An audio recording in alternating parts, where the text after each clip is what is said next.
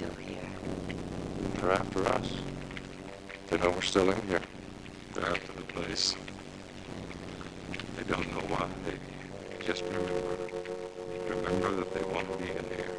What the hell are they? They're us, that's all. There's no more room in hell. What? This is something my granddaddy used to tell us. You know Macumba? Voodoo. Granddad was a priest in Trinidad. He used to tell us, when there's no more room in hell, the dead will walk here.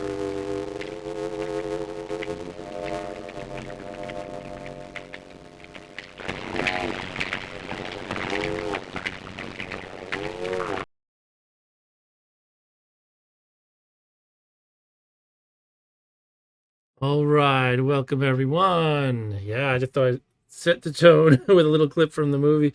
Welcome to Saturday Night Gaming. Just me tonight. So I'm playing the solo version of Dawn of the Dead, the board game for your entertainment and my own as well. Yeah,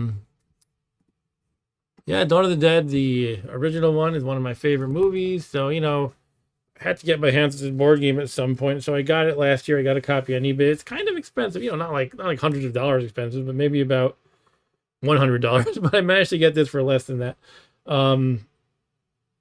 Yeah, I think more people collect this just because they're fanboy. You know, the Living Dead series has a whole lot of fanboyism. You know, myself included. In fact, you know, I've got some fanboy autographs and things around here. Anyway, yeah, this is a board game based on the 1978 George Romero movie. This was put out by SPI in 1981. Here's the box cover. This is from an era of hex and counter war games. Very complicated war games with little quarter-inch square chits moving around in hex-based maps with all these kind of fancy complicated combat mechanics and stuff like this. So it's from that era and it resembles that kind of game in some ways, but this is actually a lot less complicated in my opinion than most of the games of that era. And yet, you know, it doesn't have probably what the board game literati these days would call great game design, but I think it seems like it's probably pretty fun. Hello, by the way, to Eric and Ryan in the chat. So yeah, I haven't played this before, so I'm going to be fumbling through the rules a bit. I read the rules ahead of time, so I have some idea, but you know, I can't just zip through it. It's going to be one of those streams. I can tell you the basics, however. So first of all, there's a the sort of real way, if you will, to play this game is with two players. That's what the core rule book is about. One player controls the zombies, and the other player controls our four heroes, the survivors who have holed up in this shopping mall. And you know, it's kind of an iconic location. It's almost a cliche at this point, but yeah, this is the movie that started the whole zombies in a shopping mall thing. So yeah, it's basically one player controls zombies, one player controls people who are still alive, and there's an optional variant in the back that is the solitaire mode, which is what I'm going to play.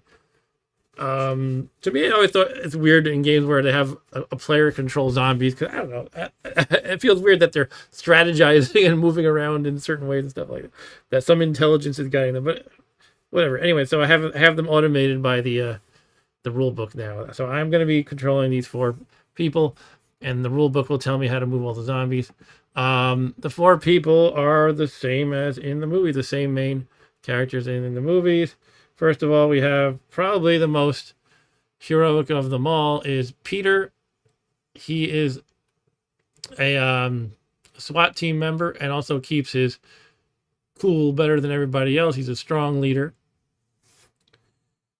We have Roger, who is also part of the SWAT team and is generally, you know, good at shooting and stuff, but he does not keep his cool very well. At least that's how it is in the movie. We have Steve, who is a traffic reporter from a helicopter. Is he traffic? Ryan, keep me honest with that. Anyway, he works for a news station and he flies a chopper. And so he can fly a chopper, which turns out to be valuable in the movie, but he's not exactly good with a gun or, in combat or anything like that. This game does not have anything to do with a helicopter.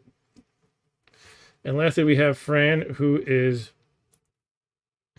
also works for the same news station, WGON. And she is Steve's boyfriend, girlfriend, that is. And yeah, what did she actually do? I'm trying to remember. What did she actually do for WGON? She works in the news station. That's where she met Steve, I guess. And she is pregnant and also not good in these sort of combat situations. So basically, you have two people who are not used to combat in any way, and two people who are trained in it. And that's kind of what it boils down to in this game. They have their pros and cons in the movies as well. Like, Fran has her opinions about how, she's not going to play den mother to the other three men. And, she wants to learn how to fly the helicopter in case anything happens to Steve and whatnot. So, she's not useless. And, at one point she actually has like a sniper rifle on the roof and is picking off some zombies while the rest of them are out and about doing stuff. So Ryan said they call him Eye in the Sky Steve or something. That reminds me of in The Simpsons, it's Arnie Pie in the Sky. Ryan says she was a producer, I believe. Okay, cool. But anyway, yeah. So basically, the game simplifies all their traits. So basically, you have Steve and Fran suck, and Peter and Roger are good. There are some nuances though. Like Peter and Roger are pretty identical, except each character has 3 stats, right? And these are 1/4-inch squares, so they're very small, by the way. 5 is their how many rounds they can shoot per move. And it's not listed on these sheets, but Peter and Roger can roll 3 dice when they shoot, which is basically the best. I think it's 3. I'll have to confirm that. The second number, you can see Peter has a lower one than Roger. That's their panic level. That's how easily they panic when they're in the midst of a nasty zombie situation or whatever. When certain kinds of zombies are near them, you can panic more often and stuff like that. So Roger panics more than Peter, and their movement points are 20 each, which are the same. Steve has 3. Honestly, I think he should have a higher panic level than Roger based on the movie, but whatever. He can only shoot 3 rounds a turn instead of 5. Panic level 2 and move 16. And we have Fran, who is basically inferior. She's the most inferior one of all. I don't know if that's sexism or what, but that's how you could argue she's pregnant. She got two rounds she can fire per turn, 3 panics, so she has the highest panic level, and 12 for her movement points. So she's the worst. The objective of the game, however, Fran figures into that, because I lose the game if I lose 3 of the 4 characters. They become zombies or get eaten. Unless Fran is one of them to die. If Fran is one of them to die, I can only lose 1 other. And actually, I might be saying that wrong. I don't know. Let me look it up real quick. But basically, you're allowed to lose 1 fewer person if Fran dies. So let's see. If Fran becomes infected or killed, only 1 other character need be killed for the zombies to win. This is. But otherwise, if any 3.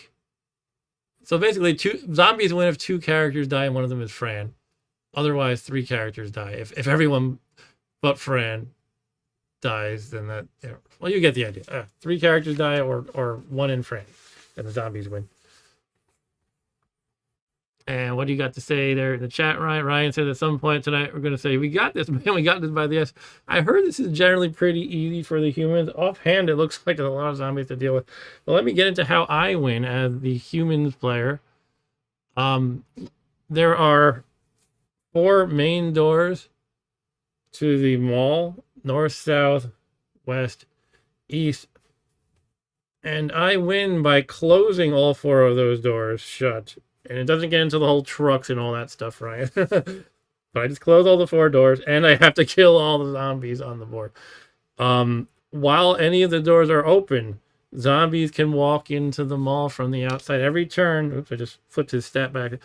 Each turn, I'm going to roll on a table that tells me which, well, it can be 0, 1, or 2 entrances that a zombie strolls into. Some turns it's going to be none. Sometimes it'll be 1, sometimes 2. Like, for example, I could roll on the chart, like a zombie appears in the north door and the west door, so 2 of them would appear. Anytime a door is closed, say the table says say I have closed the north door, and the table says make a zombie spawn at the north door, then that would mean nobody spawns. So the more you close them, I guess they're just kind of banging on the door on the outside. The more you close them, the better, the greater you can slow, the faster you can slow down, or I'll say the better you can slow down their spawning rate, sort of. And once you close all 4, they can't spawn anymore. You just have to clean up the mess. Ryan says I need to look up if those are the real stores from the movie. I don't think so. I think they're all different. They don't have J.C. Penney's for one thing, which was in the movie. They just have Nichols department store. I think they were just trying to avoid any, I don't know, licensing issues or copyright issues related to that. There's some that are vaguely defined, like amusement arcade, which they do actually play in the movie. There's a scene where they're playing in an arcade. That's kind of interesting as an old school gaming geek, is I can see arcade games circa 1978 that they were playing, like a gunfight and what's that game with the car that's not actually a video game? It's like this, it's like mechanical sort of. Anyway, it's like a race car game. So yeah, this game does not try to capture a lot of the movie, or like doesn't deal with, the early scenes, doesn't deal with the housing project, doesn't even try to get into, the nuances of each character. Like, some modern games might get into stuff like, oh, you draw a card and now you see that, Roger is kind of overconfident and he does something stupid, but it doesn't have anything like that. It doesn't have getting trucks to seal off, block the doors. It doesn't have the bikers. It's just, I'm trying to kill all the zombies, and that's it.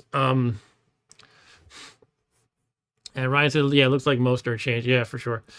Some of these have funny names like Costly Drugs. We have Brain Lions instead of Lane Bryant.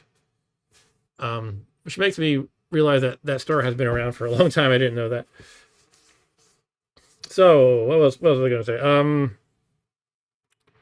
So yeah, I'm trying to clean up the mall, and they're trying to kill me. Do I want to get into the mechanics now? There was something else I wanted to say, but I can't remember. Oh yeah, these guns I wanted to mention. Basically, it's assumed that Steve and Fran just have like pistols of some sort, which you can see in the icon here, and that our SWAT team boys have rifles. Like, here's Roger.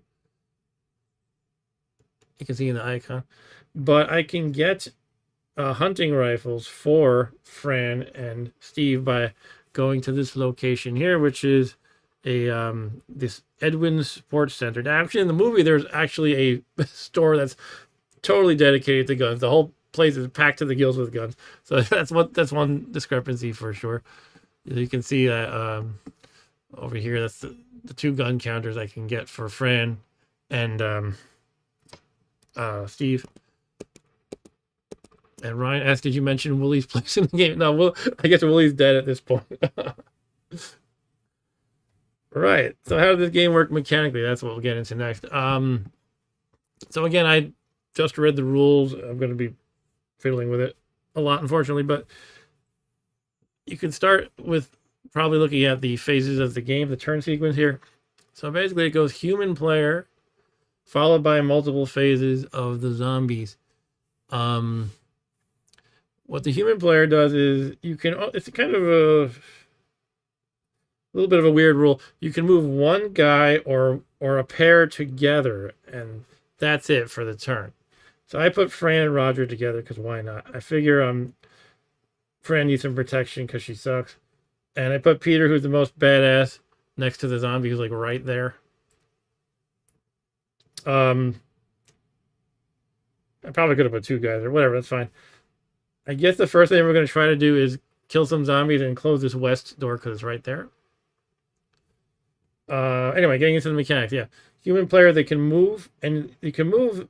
Again, one person or two in a stack, and if it's in a stack, you use the lower of the two movement points. So if I move Roger and Fran here, I'll have to move them a maximum of 12 movement points worth because Fran has 12. Now, kind of by default, each space is one movement point.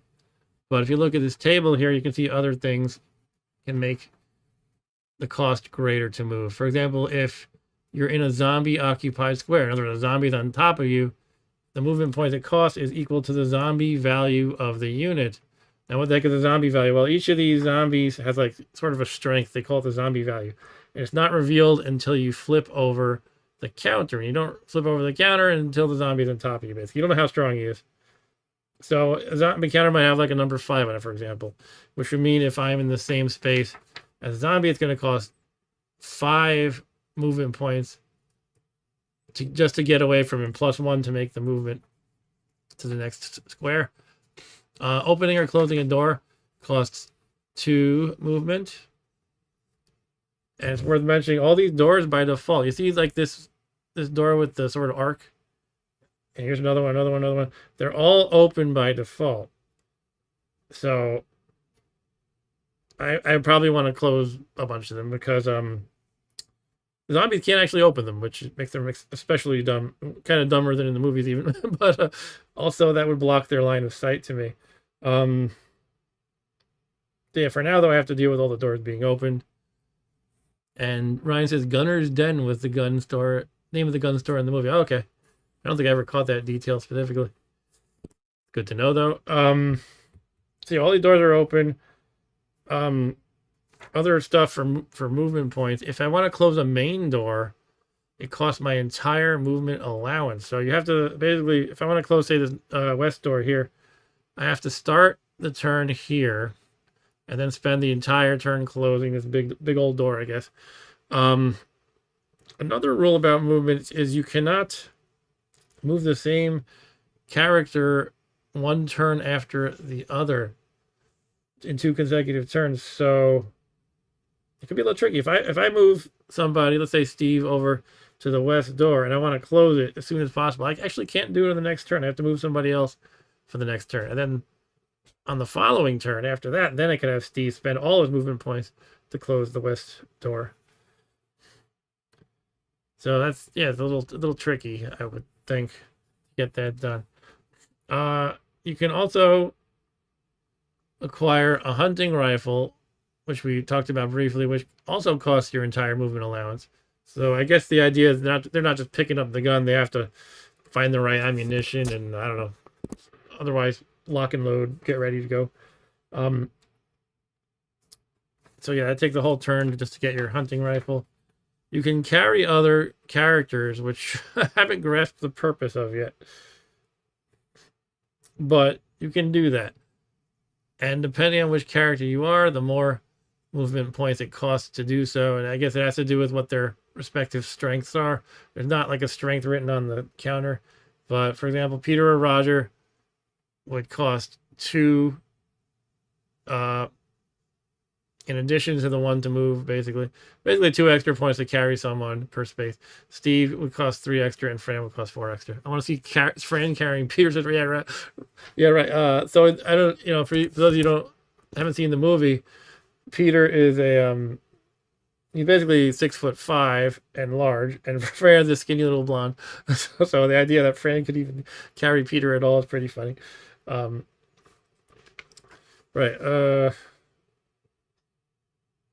What should we go over next? When you move, you can make shots as you move. There's no concept of like a human attack phase or whatever. You just do your turn all at once. The zombie stuff is all split up, but the humans, you move, and you can, while you're moving, you can shoot as many times as this first number on the counter. So if I'm moving Peter along, he can move 20.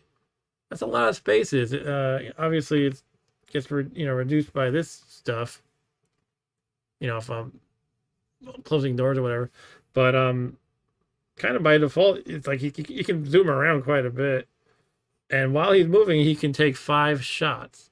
He doesn't have to end his turn. He doesn't have to spend movement points or whatever just to shoot. He can just move. Yeah, he can shoot 5 times as he's going.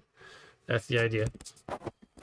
And Ryan said that honestly, I can't see Flyboy doing it either. Yeah, no, I don't think I don't think Roger is Roger's small. It's kind of one of the jokes they have in the movie is Roger and Peter are sort of this SWAT team duo, and they do all the action and the hard stuff. And but he's like a midget compared to Peter. He's like 5'7" or something, and Peter is 6'5". Anyway,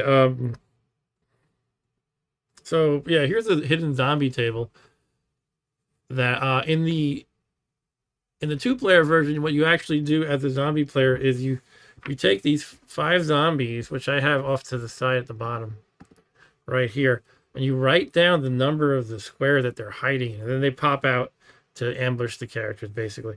But in the single player mode that I'm playing, the solitaire mode, instead what you do is every turn before the zombies do anything, basically, you roll on this hidden zombie table, and there's 2 dice, and last digit of identity number. Yeah, so it sounds a little complicated, but I think it'll be easy once we get into it. This number that we roll, say I roll first die 3, that's this column here, and then I roll the second die 4, so it's a number 4. What that means is you take the last digit of what the square nearest to one of your guys, that's a 4. That's where a zombie appears. So if I roll a 4 right now, here is well, let's do this as an exercise. Closest square starting with 4, and you go by movement points, like how many points it would take to move. I think it's this one because Steve is right here and he's 2 spaces away from 094, so I guess a zombie would spawn here. However, there can only be 1 zombie in a space, so I don't know. I have to figure out how you actually resolve that. I think it would be instead that 164 would spawn the zombie because that's closest to movement points to Peter, maybe? I don't know if you would count going through the wall. I think probably not counting through the walls. Anyway, that's the basic idea. I might have details wrong. So yeah, the hidden zombies will keep spawning every turn, potentially. Unless second die roll is a 6, that means nobody spawns. There's actually going to be a lot of zombies spawning. Because on top of that, we have the zombie entering the mall table. You roll 2 dice. Sometimes that can be none as well. If you roll a 4 or a 10, or a 7 even, then that's no zombie spawns. But otherwise, it could be 1 or 2 zombies spawn. All right. So, yeah, I'm kind of doing this for as much for me as for anybody else that's trying to get the hang of the game here. But yeah, going back to the sequence of play, I kind of basically said everything you can do as a human, I think. Then it becomes a berserk zombie. Well, actually, it's something worth mentioning. When you move as a human,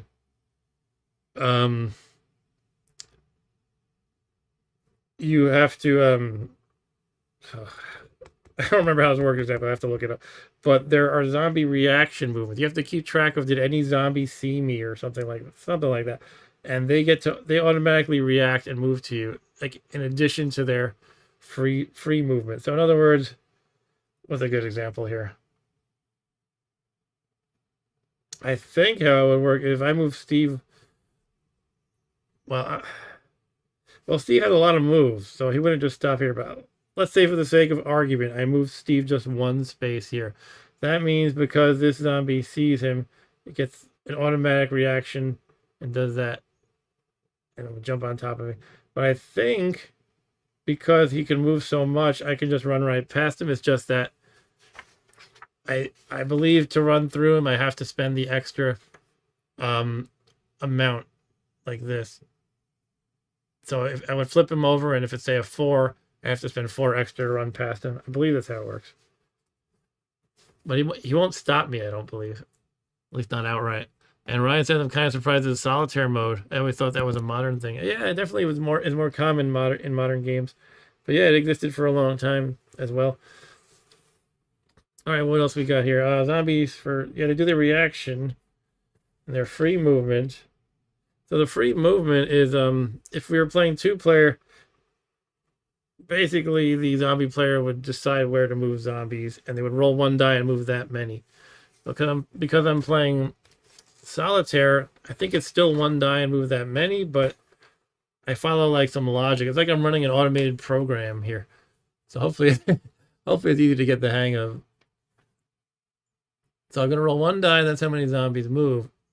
And it goes by like a priority, right? Any zombie that meets the criterion for number 1 here would move first. And if there's any zombie left to move, then you go to number 2, etc. So number 1 says each unit that would end its move in a character occupied square must be so moved.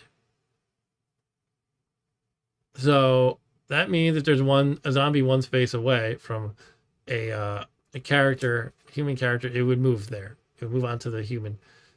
And then number 2 says each unit in a character with an open main door as one of its sides is moved into another square. I guess into some complicated stuff, but basically they like to go through the doors next. It sounds like. So I guess that's an advantage to closing the doors. They like to go through the doors. Number 3 is each unit that is within sight of any character must be moved toward that character. Number 4 is each unit that would end its move within sight of a character's move must be so moved. Yeah, so that would mean something like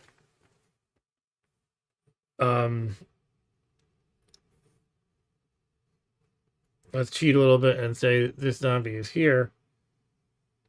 If he moves, I'll say this one is over here. Let's say he's not there at all, actually. Okay, so starting over. What that last thing means is if there's still zombies to move, this guy might move. Oh, I have to keep changing the scenario because I keep catching problems with it. Here, actually, this is fine. He would move in the line of sight as priority number 4 because this is the line of sight right here. You can see him. Sorry for the clumsy explanation, but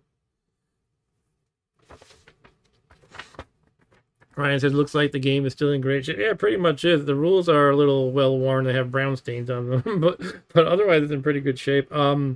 I got this for cheaper than most of the eBay items, comparable eBay items. I think because it said it was missing dice, basically. I was like, who cares? It was also missing a few blank counters. So, like, if you lost a zombie piece, you could write one up. So, yeah, I got this for, I think, $50, which it's not cheap, but this is not a game with fancy components or anything, but it's kind of a collector's item, I guess. Anyway, the 5th thing in priority is the unit. And the way they write this again, it harkens back to the days of these complicated war games where they would write the rule books almost like legalese, and they have like all these subsections and like 15.2 and here are the cases. Anyway, usually once you get past that, it's not that bad though. But number 5 says the unit not meeting any of the above priorities that is closest to any character must be moved toward that character. All right. So you can probably summarize those 5 priorities of zombie movements as like 1, if it can jump on top of you, it does that. 2, they go through doors if they can, if there's a door open. 3, if they can, if they're within sight of you, they'll go towards you. 4, if they would end its move inside of you, they'll do that. And 5, otherwise, closest zombie. Zombie move to the closest character. I'll put it that. So that's how it. I wish I had like a summary in my own words like that ready to go, because I'm going to keep flipping to this. But that's the basics of it. All right. When zombies attack, there's like a chart. You roll on dice, etc. You get an attack first every time they attack, I think. I guess because you're faster than them. You get to shoot them. The game doesn't have a concept of you losing your gun or having to resort to melee combat or anything. I guess it keeps it pretty simple. But some of the results on the zombie attack table, if you look here, This is my own printout. It didn't come out perfect, but they can infect you, which means they bit you. They can stun you, or they can kill you. There's no other injuries. So if they do nothing, they stun you, or they bite you or kill you. If you're infected or stunned already and you get that outcome again, you're just dead. They eat you, the rule says. Hey, Stu, how's it going? Welcome to Dawn of the Dead, Stu.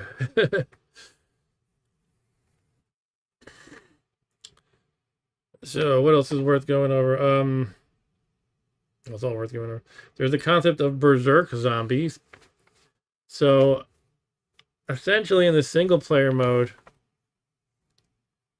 every turn, there's the closest zombie to one of my guys. I will roll to see if he goes berserk. And, it gets into how to deal with tiebreakers and whatnot. But there's only one who has a chance. You essentially roll a die. I think it's 4, 5, or 6. He goes berserk.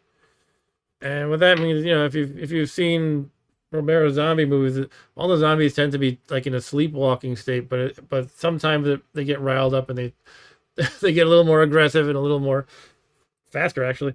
And so when that happens, I will put this berserk counter on one of them. And yeah, in the 2-player mode, I think the zombie player chooses one zombie to roll for berserk. But in this single player mode, it is just whichever one is closest, which is probably something like what most human players controlling the zombies would do anyway. And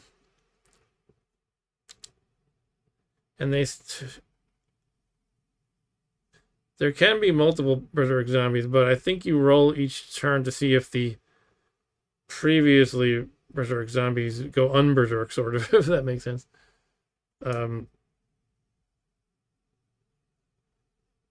Let me just review that quick. It says it somewhere around. I'll get to it when I get to it, I guess. There's a concept of super zombies. Stu asked, which movie is it where those zombies all eat that army general while he yells, choke on it? Ryan can answer that one for you for sure. No, that's Day of the Dead. Yeah. So super zombies are just, that just means a player dies. If one of your characters dies, he turns into a zombie. He's kind of a special one. And he gets crazy extra powers. He induces more panic and stuff like that. Right. So also the berserk zombies can break the glass doors. If you see the legend here, anytime you see it, looks kind of like oh, sorry, I'm not showing that part of the screen. Look at the legend at the top left. Remember I said the line with the sort of an arc is a solid door? Well, below that you can see glass door, which looks like that. So anytime you see sort of an opening without this symbol, for example, right here, that's a glass door. And normally the zombies can't break it, but if they go berserk, they can. And also you can shoot through them. If you you can break the glass by shooting through that. Actually, I'm wondering, this glass right here, that wouldn't make sense. Actually, I'm a little confused because I'm looking down here where my characters are starting. And if you look at Steve here, it looks like he's in a little dead end, but nothing but a glass door. I guess that's what it is, a glass door. Okay, so he can he just walk through that? Or does he have to shoot through it? That'd be silly if he has to shoot through it, right? But I have to I'm gonna have to figure that out. It says all the doors, I thought it said all doors are open by default, but I'm not sure about glass doors.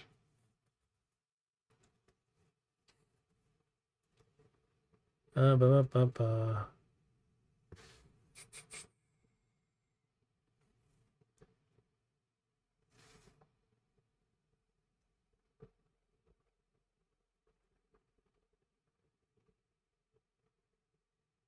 All doors in the shopping center are open at the start of play. I guess that means the glass doors too. Okay. So anytime you close the door, you're going to mark it with one of these. But there's so many doors, I wonder if I'm going to run out of these markers. Yeah, I guess I can always improvise with some dice or something. More pennies. And Ryan says, put glasses up. Actually, he was a captain. Yes, Captain Rhodes. Yeah. All right. Yes, I read over the rule book and it seemed pretty simple, but now that I'm trying to dig into it, I have to figure out all these details. I think I might be able to jump into it though. Let's finish going over their phases. Zombie free movement, yeah, which was basically you roll one die, and they follow that logic I talked about. Zombie attack phase. So the way it works is there can only be one zombie on a space, but say they're on the same space as Steve here. Now he can attack Steve. And I'll flip him over and reveal his zombie value. They can also attack a group of 2 people. Can you have more than 2? I think you can even have more than 2. I remember seeing that in the example. Yeah, I guess you can. And the way it works with 2-player is you say my zombie is going to attack. You name a number. Like it's gonna. If there's 3 guys on the space, I might say my zombie attacks 2 of them, and then the human player would say, okay, the 2 of the 3 you attack are Steve and Peter, because I don't want you to touch Fran. So the human player would decide which get attacked, which of them. But in this mode, I think I randomly roll for how many they want to attack.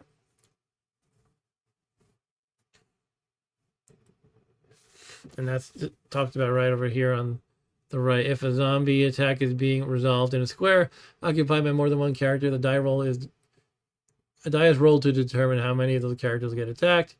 If 2 characters in the square, a roll of 1, 2, or 3 would mean one character's attack. Well, roll 4, 5, or 6 would mean the other. So 4, 5 is going to be both, actually. Sorry. If more characters are in the square, the player assigns each numerical possibility an equal number of die results. So, yeah, that actually makes me wonder, because I thought only 2 players could be in a square, but I guess that's not true.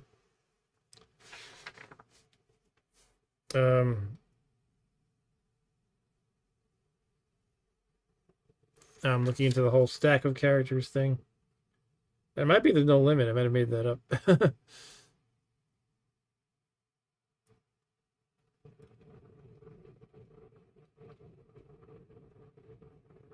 I guess I'm going to go with that. Yeah, I think a stack is not limited, perhaps. But the thing is, you have to use the lowest common denominator's move point, basically. So if Fran, who has the lowest move, has 12 and in the stack, then you can only move 12, I believe.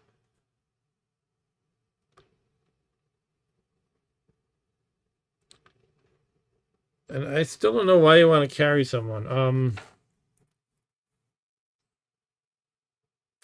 All I can think of is when you get infected, you use a separate.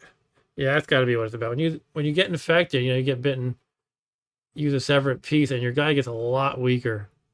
So I guess here's Fran. She has 1, 4, 4 now. She can barely move. 4 move as opposed to 12 before, and 12 isn't even good in this game. So I guess at that point, maybe she's just worth carrying around. All right, so yeah, zombie attack. You choose how many the zombies attack per square. You roll on the chart, see the outcome, and then you do zombie generation, where they will spawn on these outer doors. And that covered most of it. Stunning. If your character gets stunned, you just flip it like so, and they cannot move. When can they move? I feel like it said they cannot move until somebody else touches that space with them. Somebody else enters the space. So it's not like they even just lose a turn. It's just they're just incapacitated until somebody touches them, if I recall correctly. That would be good to know.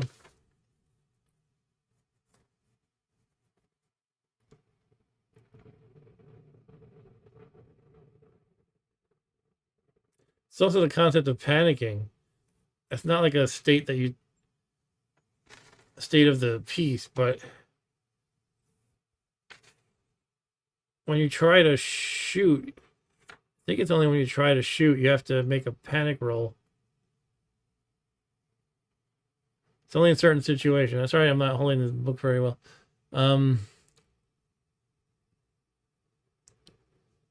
Yeah, so you have your base panic printed on the piece, which is like 1 or 2 or 3. And if there's a zombie in the same square, there's no increase if you're shooting a zombie there. Shooting a berserk zombie in a different square, no increase. Shooting a berserk zombie in the same square, 1 increase. So yeah, basically berserk and super zombies make you panic.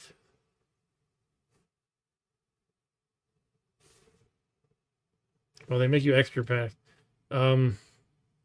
But okay, for each each time you shoot, you have to make this panic roll. But these things adjust the panic level. All right, I think I'm gonna try to jump into the game now.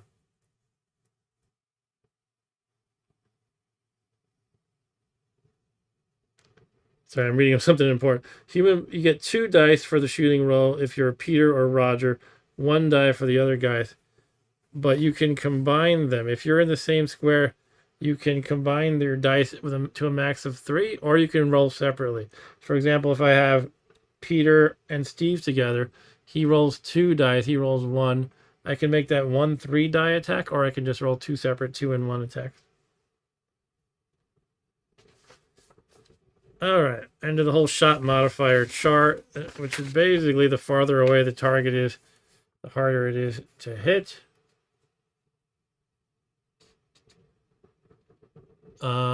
Through an open door has a -2.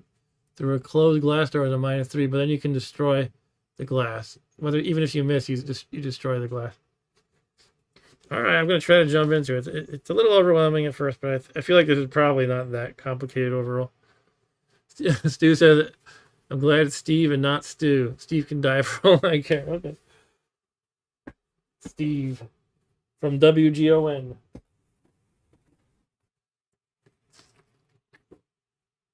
So yeah, again, this game doesn't try to get into all the details that are in the movie by any means. It's just we're fighting zombies in a mall. And for Stu's benefit, who showed up late, what I'm trying to do as the human player is to wipe out all the zombies and close these main doors. There's 4 of them, north, south, east, and west, because that's where the zombies from outside keep strolling into the mall. So I have to kill them all and close all the doors. I start here in the southwest corner, which probably means I want to start by closing this western door, I would think. It's right there, but I got to deal with some zombies that are pretty much on top of me first. All right, let's begin. I'm a little nervous. I'm about to get eaten by zombies here. No, I've heard complaints that this game is too easy for the humans, so I guess we'll see if I agree. And I don't know if they meant in the 2-player mode or solitaire or what. All right, so here I am. There's zombies in my face already.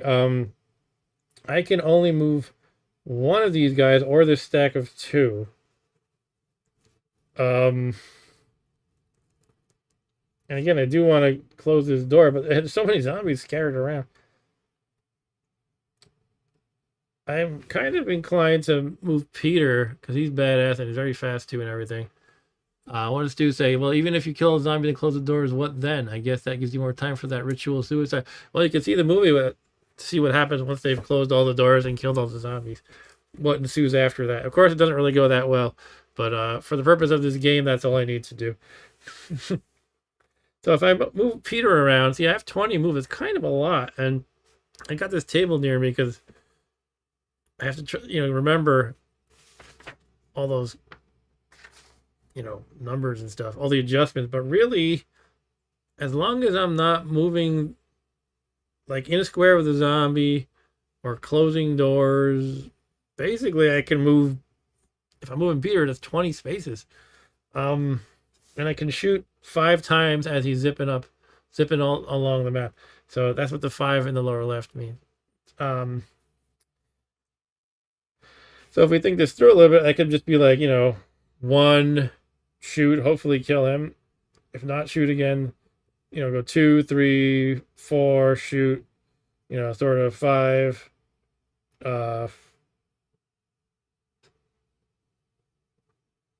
I'm not gonna keep counting everything, but kind of zip around through here. Like he can do a lot of damage basically. That said, I don't know if I want to end my turn like somewhere very out in the open, like here. I might want to be like inside here, or even hanging out with Fran and Flyboy. No, Fran and Roger, which I put together. Now, I'll be able to actually choose the starting points. There's these 3 designated starting points, but I can choose who goes where, and I can put up to 2 of them in one space. So I kind of randomly, I figure somebody needs to keep Fran company because she's the weakest. And if I lose her, it's easier for me to lose the game. Going thematically by the by the movie, she'd probably be with her boyfriend Steve, but he sucks in combat pretty much as she does. Or she's a little worse. So I don't know. I figured I'd put her with Roger. Okay, Stu says, I'm not really a fan of zombies. I find the concept stupid and setting depressing. But I know a lot of people like seeing people die. Okay, fair enough. All right, no, we're going to kick these zombies' asses, actually, so don't worry about that. I don't know. Part of me is tempted to move Roger and Fran. Maybe meet up. Maybe make one big stack of guys, and we'll just clean up. I'm trying to think what. See, this game really only gives you a few incentives of places to go to. In other words, I need to close these 4 doors and get these guns, but otherwise, I might as well like turtle up almost. But or like, what's the point of like splitting up and stuff like that? I guess I could divide and conquer by splitting up, like lure some of the zombies this way and that way or whatnot. Why is Steve in the nursing room? I don't know. That's a good question. I think they were intending that you put Fran there because she's pregnant. but Steve is in there getting supplies for Fran, perhaps. I don't know. Actually, in the movie, Steve does go off on his own and do stupid things. Right. But he doesn't do that. Well, I'm going to go with my first instinct and run Peter around. Let's just see how it goes. The thing is, you get so many move points. I feel like trying to plan out what his whole turn would look like means I'm going like, all right, 4, 5, 6, 7, 8, 9, 10, 11. It's like this zany long turn. As opposed to in most games, maybe he'd move 3 spaces and I could plan that out more easily. Anyway, that's how this game is. So I guess let's go for it. Now I have to remember, I don't know how you're supposed to remember this, but I have to remember for the zombie reaction, I have to remember everybody who sees him, basically, as he's taking his turn. Zombie reaction. Where are they talking about reaction? I feel like I'm going to mangle this rulebook by the end of the stream. This 45-year-old rulebook. 40, yeah, it's really 45. Wow. All zombie units that are within sight of any square entered by the character that was moved in the previous human player turn must be moved in reaction. Each such unit is moved 1 square, or more in some cases, I guess that's for super zombies, or berserk, toward the character's current position if possible. Exception, the zombie unit that occupies the same square as a character may not move in reaction. All right, so yeah, everybody gets a free move who sees the guy who's moving, basically. I don't want to get into a whole rant or anything, but yeah, I don't actually like horror movies. I like horror movies actually, but I don't like them when the point is just to watch people die, and that's pretty much it. Like some people are like, "Oh, did you check out that kill?" And it's like, "Oh." I mean, sometimes they're so absurd that it's humorous, but anyway. All right, so Peter's going to run through, and I guess he's going to try to meet up with the rest of the group because he's kind of separated from them. And he's going to shoot zombies along the way. So, I remember, now I'm thinking, how am I going to keep track of his 20 points? Okay, we're going to try. That's how. First, he's going to go 1, and he's going to shoot this zombie. And let's start.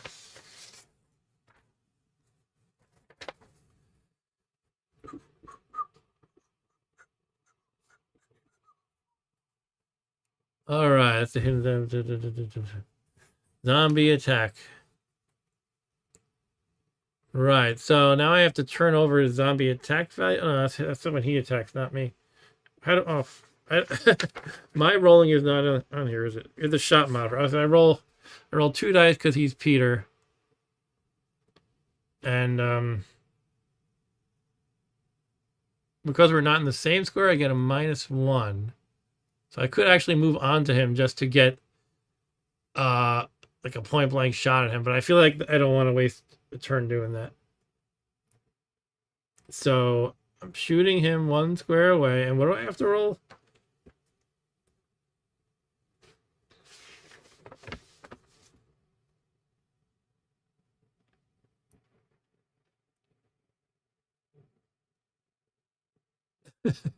I like see all the modifiers and stuff, but what do I actually need to roll?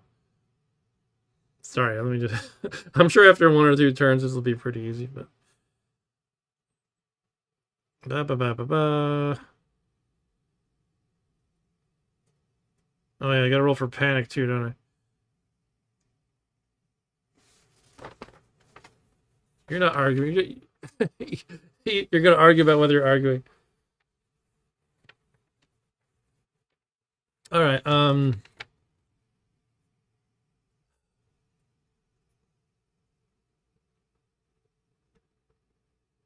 right. So I have to roll for panic.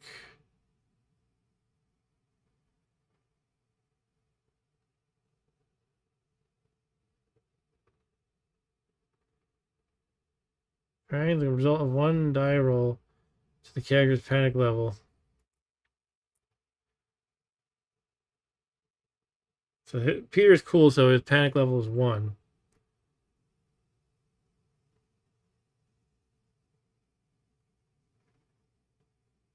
But I'm rolling 1 die. I don't know. I'm missing something. I feel like the human player checks to see if a character panics by comparing. You know, I should probably start at the beginning of shooting zombies. Fire rate. Yep. Declare that you're shooting at a zombie unit. Yep. Within line of sight. Yep. Check for panic under certain conditions. Okay. If the character panics, he may not shoot. If the character is not in the same square as the zombie is shooting at, the human player must consult the shot modifier. Yeah, I got a -1. I already knew that. The human player now has the character shoot by rolling 1, 2, or 3 dice. I'm rolling 2. Shot modifier subtracted. Yep. The target zombie unit is flipped over to reveal its zombie value. Oh, this is what I need. If the shot result is equal to or greater than the zombie value, the zombie is destroyed. Remove it. Less than, the zombie is not affected by the shot. Okay. You have to keep track of how many times that he's shot while moving. Shooting doesn't count for movement points at all. May not shoot at a zombie unit in a square occupied by another character. You may shoot a zombie unit only if that unit is within line of sight. Sure. All right. So only in these situations do you roll panic is what I'm seeing. Shoot a zombie in the same square. In a berserk zombie in a different. Okay. So I'm shooting a regular non-berserk zombie in a different square, so there's no panic roll. That's my interpretation of it. All right. So what it boils down to is I'm going to roll these 2 dice, and as long as they are, well, I'm going to subtract 1, and that has to be equal to or greater than the zombie's value, which we're going to flip it and see that it is a 3. So that should be an easy roll. Oh my god, I rolled a 2. Okay. All right, so somehow Peter missed. I mean, I can just go again. I have to keep track of how many shots I've made. Let me figure out how I want to do this. I'm gonna forget things. Movement points and shots fired. So I'm thinking of having little dice set up just to keep track of that for me. I could have a black die for shots made, and I've done 1. I could use a D20 for movement points. I don't know. Maybe let's try to remember that one. we'll see how it goes. And Ryan says panic should wear off over time. Like the further in the game, you don't have to roll it. Be a good way to show progression, like the movie. Yeah, that's actually a good idea. I was actually I want to get before there became a glut of zombie pop culture stuff, including in board games. I was designing my own zombie game, and what I had was a I wanted to deal with like I forget what I call them, like horrifying events or something like that. But basically, there's a checklist of each kind of horrifying event that can occur that makes you panic or freak out or run away or something like that.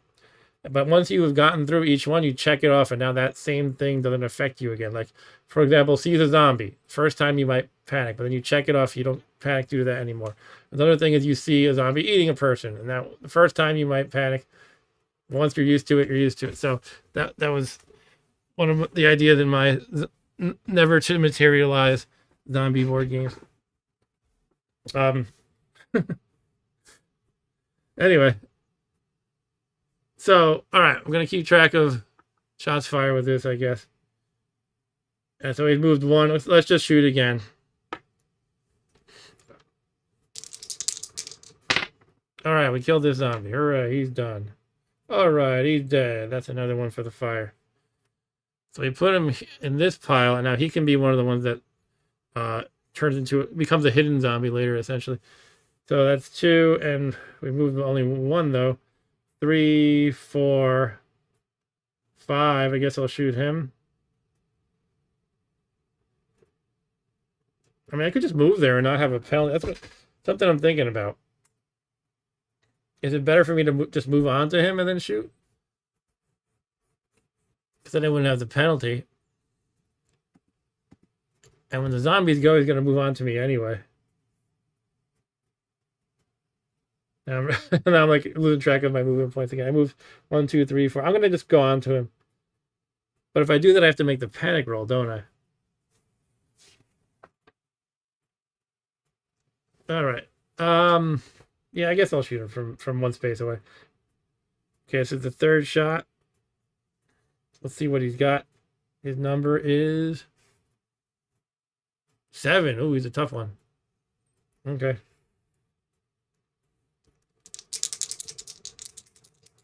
How am I going to roll this? Let's see. Right here. 7, but I had the -1 for being 1 away, so I missed. Ah, that sucks. Yeah, I thought he'd be plowing through these guys left and right, but if I did go onto his space, I would have hit there. Oh, maybe I'll just do that. I'm going to do that. I'm going to move on to him. I have to make the panic roll, but it'll be easier to hit him. Okay, so that's 1, 2, 3, 4, 5. Here comes my 4th shot out of 5 for the turn. So first a panic roll. I think because his panic number is 1, it just means that if I roll a 1 on 1 die, then he panics. Is that it? I can't imagine Peter panicking. Yeah, 1 die. Yeah, all right. If he panics right here, that's not good. Somebody's got to run and save him. Well, let's see what happens. Anything but a 1, and he's good. A 2, he's good. Okay. And now we shoot. So 7 or higher needed. 7, and we got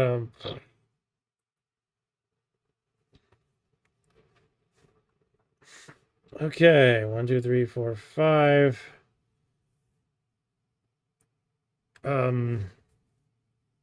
He's only got 1 more shot left this turn, though. But he's got a lot of movement points left. So what to do?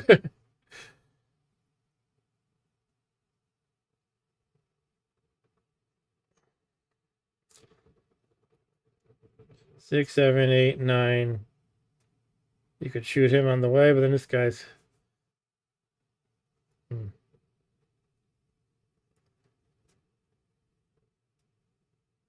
So one thing I'm realizing is I need to keep track of all of the zombies who get an automatic reactive move because they see him.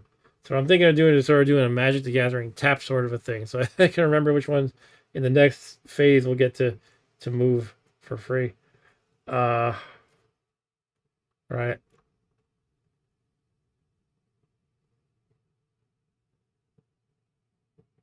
Yeah, I'm just not sure where I want him right now, though. Well, let's just do it. 6. We'll see how it plays out. 7. I'm going to shoot this guy and try to duck into here. Let's say that. 8. Now this guy sees him. This guy sees him. 9. This guy sees him.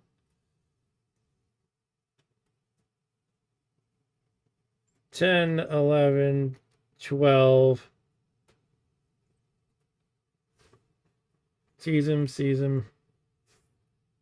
Sees him here too. 13, 14, and we'll get that final shot out at him. And if he misses, you got a zombie on top of him, which isn't great. What did I say? I'm at 15? I don't know. So let's see what his number is. Sue says brains. This guy's number is 5. So we need a 5 or higher to kill this zombie. And that's his last shot for the turn. 3. Are you kidding me? Okay. Peter could get bitten like on the first turn. Isn't that great? All right. That's what happened. But he didn't get bitten yet. Just say he's got a zombie on top of him and he can't shoot. He hasn't gotten the hang of his gun. Actually, I didn't roll the panic roll. I forgot to do that. Maybe he doesn't get to shoot after all. Let's roll the panic. Anything but a 1 and he's good. All right, he's good. He got a 5. He did not panic. He just has terrible aim for Peter. Okay. I think that's the whole human turn. Yeah. Susie's gonna get bitten anyway, whether during the game or after the game. All right. So yeah, going back to this here. Actually, he's not done right now, is he? He can still move away, but not by much. I believe he was at 15. And that means he has 5 points left. It would cost... Oh, yeah, he's done. It costs 5 extra to move away from this zombie who's on top of him. So in other words, it would cost 6 to move 1 more space. Let me just count again. 1, 2, 3, 4, 5, 6, 7, 8, 9, 10, 11, 12, 13. Oh, I was only at 13. Is that really true? It's 1, 2, 3, 4. Yeah, so you can move away 2 spaces even. That's not terrible, actually. It's gonna be a lot of... I'm seeing this whole reactive movement thing, though. It's really, it does punish zipping through like this, is what I'm realizing. Because look how many zombies, all these ones I turn to the side are going to get a free move to chase after Peter. And if I move here, what I'm thinking of doing is, for my 2 moves that I have left, I can go here, then in here. But that's also going to trigger this guy. There's going to be a lot of zombies going after. But they cannot occupy the same square. So they kind of get in each other's way, at least. Hey, let's just go with it. See what happens. So we're going to go here, then here. And I will sort of tap him. So I remember that next turn I can't move him. You can only move... Well, you can't move the same human player twice in a row. That's just the limitation. So I have to make somebody else do stuff next turn. But, yeah, now it's time for zombie reaction movement. So everybody that saw Peter running around, including this guy now, gets their free move. And let me just review that real quick to make sure I got it right. I think basically they go towards Peter.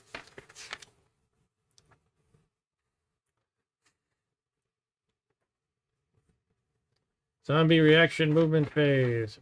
All zombie units that are within sight of any square entered by the character that was moved in the previous human player turn must be moved in reaction. Each such unit is moved 1 square, or in some cases, toward the character's current position if possible.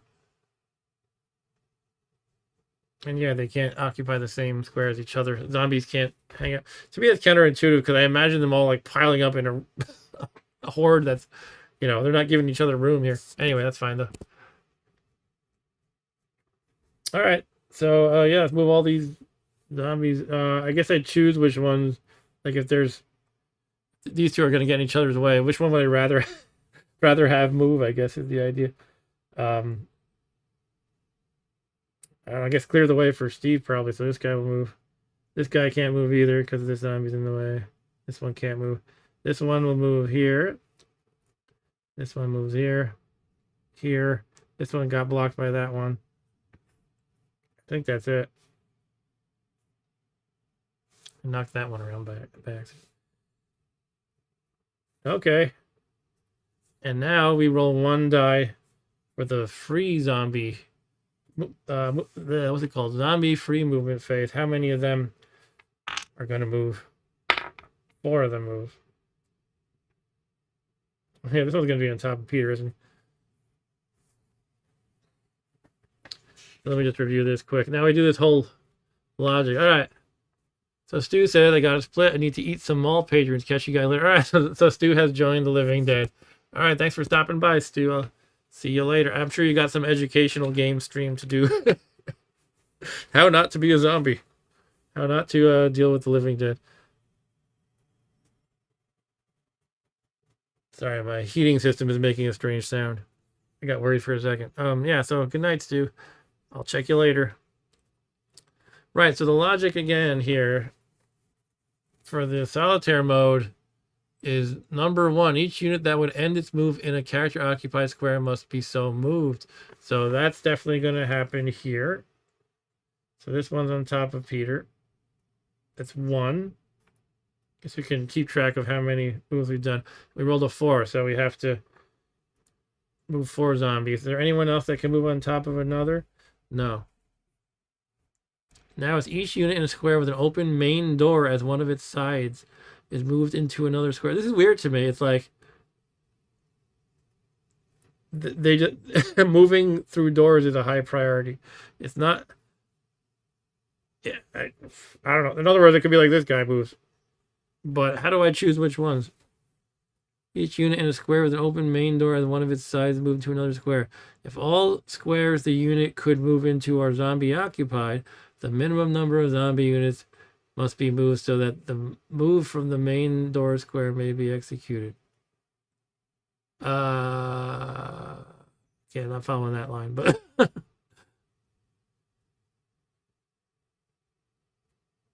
so to me it sounds like I just pick any 3.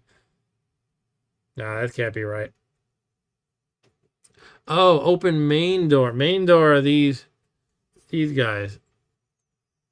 The rest are not main doors. Right? It says heater, sound, or zombies. I don't know. Maybe you're right. Maybe it's zombies. So now I got to interpret this again. Each unit, number 2, each unit in a square with an open main door as one of its sides is moved into another square. Okay. All that means is if there were, say this zombie was right here, it goes inside the mall instead of hanging out and sort of clogging up the entryway. Okay, but that's not a thing right now that they have to worry about. So next in the priority list is each unit that is within sight of any character must be moved toward that character. Closest character if in sight of more than one. So who's in sight? Nobody's in sight of Steve. Well, this guy's in sight of Fran and Roger, and this guy is in sight of Peter. So they're gonna go like that, and that means we move 3 zombies. I think no more to go. Gotta tap them again. Oh, did I move this one? No, I moved this one. Yeah, this one doesn't get moved actually. So I think next on the priority list is each unit that would end its move within sight of a character if moved must be so moved. So can anybody move so that they'll be seeing Steve and not this turn? What about anybody else? This one. No. I think there's nobody meeting that criterion that doesn't have zombies in the way already. Which takes us to the 5th priority is the unit not meeting any of the above priorities that is closest to any character must be moved toward that character. Okay. Yeah, so again, this is, kind of, almost legalese I'm reading and a little complicated, but I feel like over time it should be obvious. So basically, it's whoever's closest at this point will move because all the other stuff didn't apply. I think this guy is closest to Steve.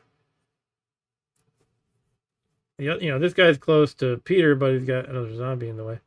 So I think this one moves like that. If I get it wrong a little bit, not the end of the world. All right. So that's the end of zombie-free movement. Now we do zombie attack. And what happens is this zombie here tries to bite Peter. And we flip him over. Oh, my God, he's a strong one. He's a number 8. Imagine if Peter got bit in the movie, like, right away. Got bitten just trying to do his basic mall cleanup. Anyway, that could happen right now. 8 is a strong zombie. So what do we roll? First of all, I think the first thing you can do is every time a zombie attacks, the humans get a shot off first. So Peter might actually kill him. The character in the square may attempt to shoot the attacking zombie unit. Yeah, so that's the first thing. Okay. So hopefully he just kills him. So Peter has to roll panic first. Again, anything but a 1. All right, 6 is good. And now he rolls 2 dice and needs an 8 or higher. And no adjustment on the shooting chart.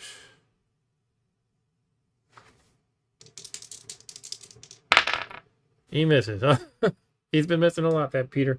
All right, now the zombie gets his chance to chomp on Peter's arm or wherever he decides to bite. Peter being so tall, he might bite the leg. But this is also a big zombie. He's a strong one. Over here, the procedure. There's more than one character? No. If the zombie player declared... No. Zombie value of the attacking zombie unit is divided by the number of characters under attack. Only 1, so 8. All right, so we're rolling 2 dice on the zombie attack table. The zombie value of 8, which is actually pretty good for the zombie. So it's the second to best column from the zombie's point of view. 7 to 8. Roll 2 dice and... Jeez. Actually, pretty good chance of stunning or infecting Peter right here. All right. Hopefully just stunning, if anything. 4. I don't think that's good, is it? Okay. 4 is infected. Peter has gotten bitten. Come on. Oh, I'm turning off this movie. That's not how it's supposed to go. All right, Peter got bitten.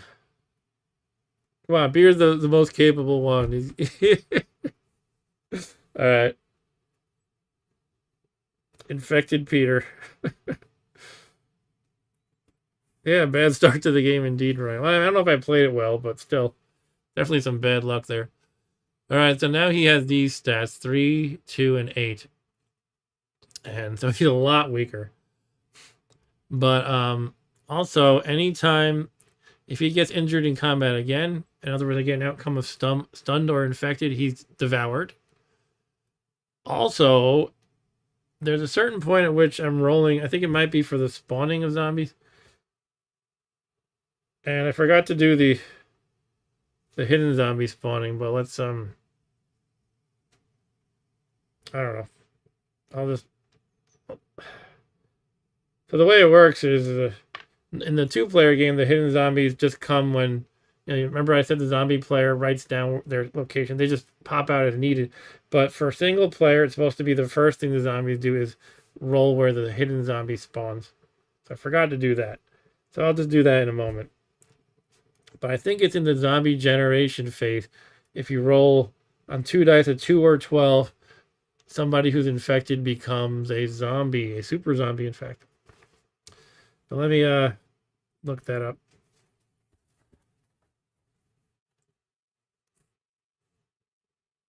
So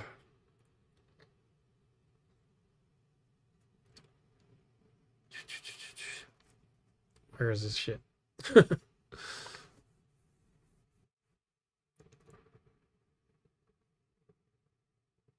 Zombie attacks. Random zombie entrance.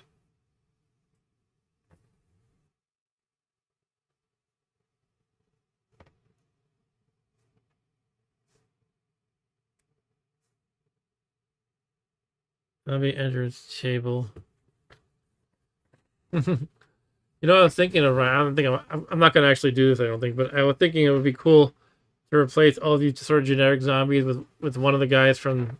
You know, you see all the faces of the zombies in the movie, kind of like the nurse zombie, the Hare Krishna zombie, that guy with the sweater who's on the escalator. Like you could have, you know, all those the really fat guy. Just have all the characters.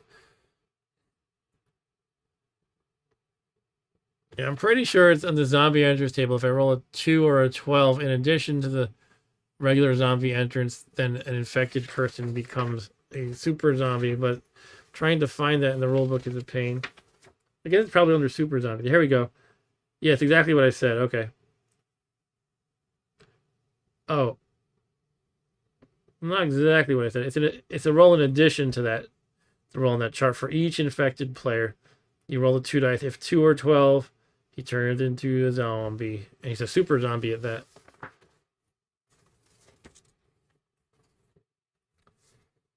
All right, so Peter's bitten.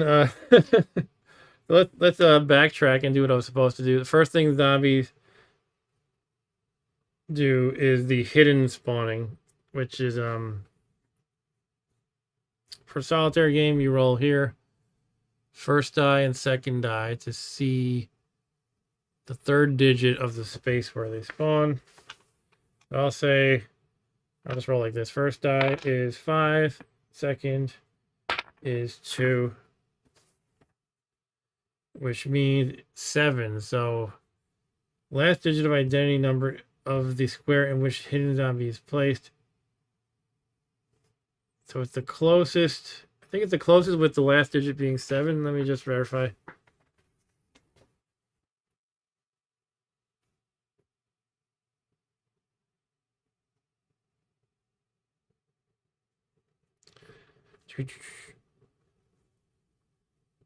Yeah, that's basically what I said. So I'm looking for square with 7 closest to a character, where is one of these. It's where one of these zombies randomly spawns. That could have changed the turn, but oh well. You know, I'm just gonna start doing it next turn. I'm cheating a little bit. Cause I'm thinking like, well, it might be like here, and we kind of mess up the turn. So I'm just gonna remember to do it next turn. Going forward, I already had a crappy first turn. I'll give myself a break.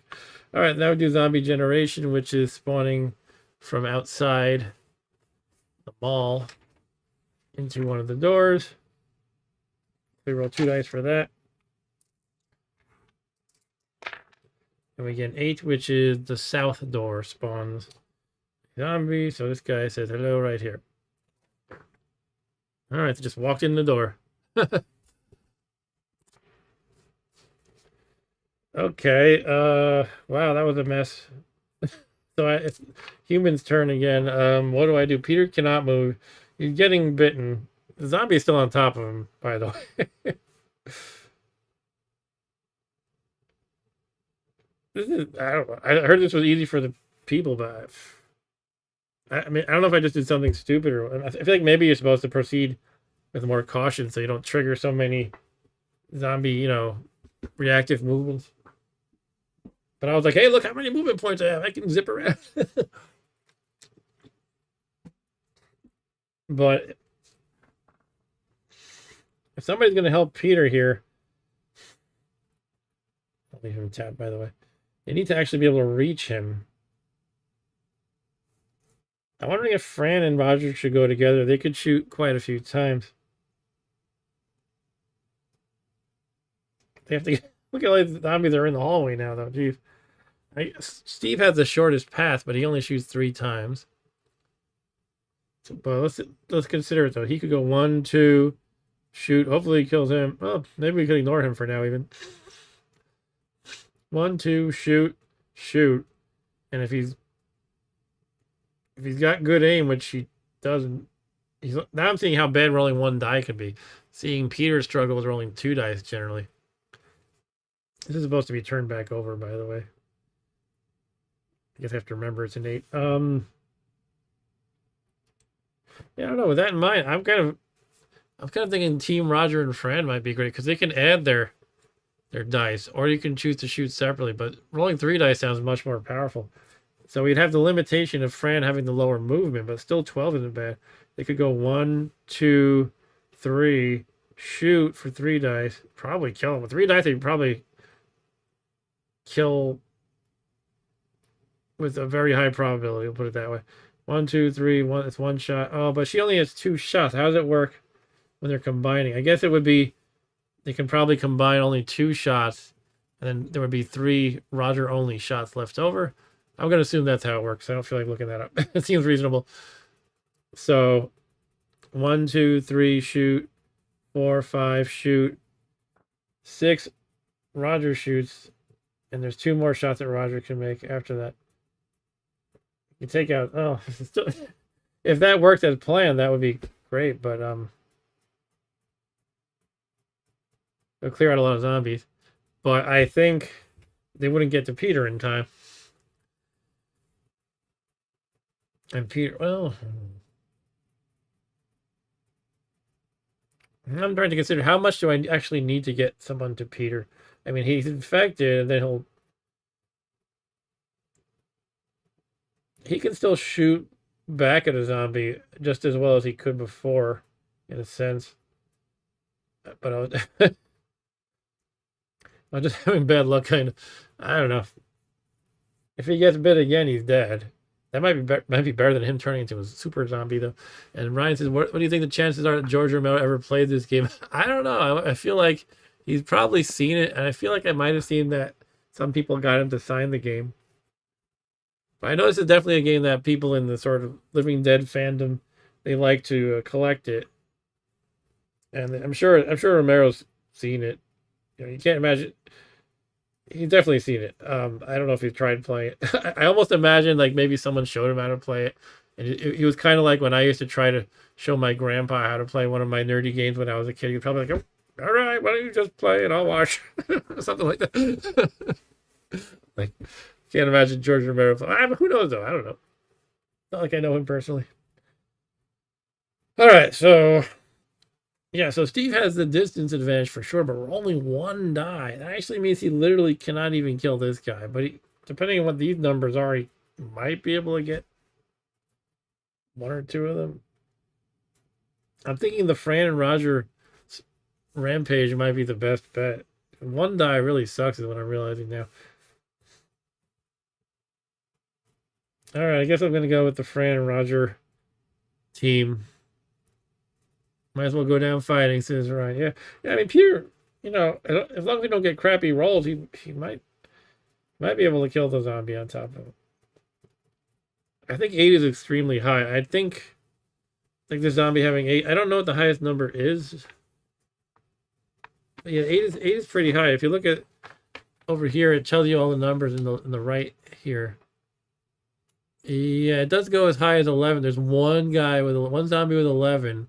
2 10s, 2 9s, 4 8s. Actually, there's 3 9s. So essentially, this is an elite zombie.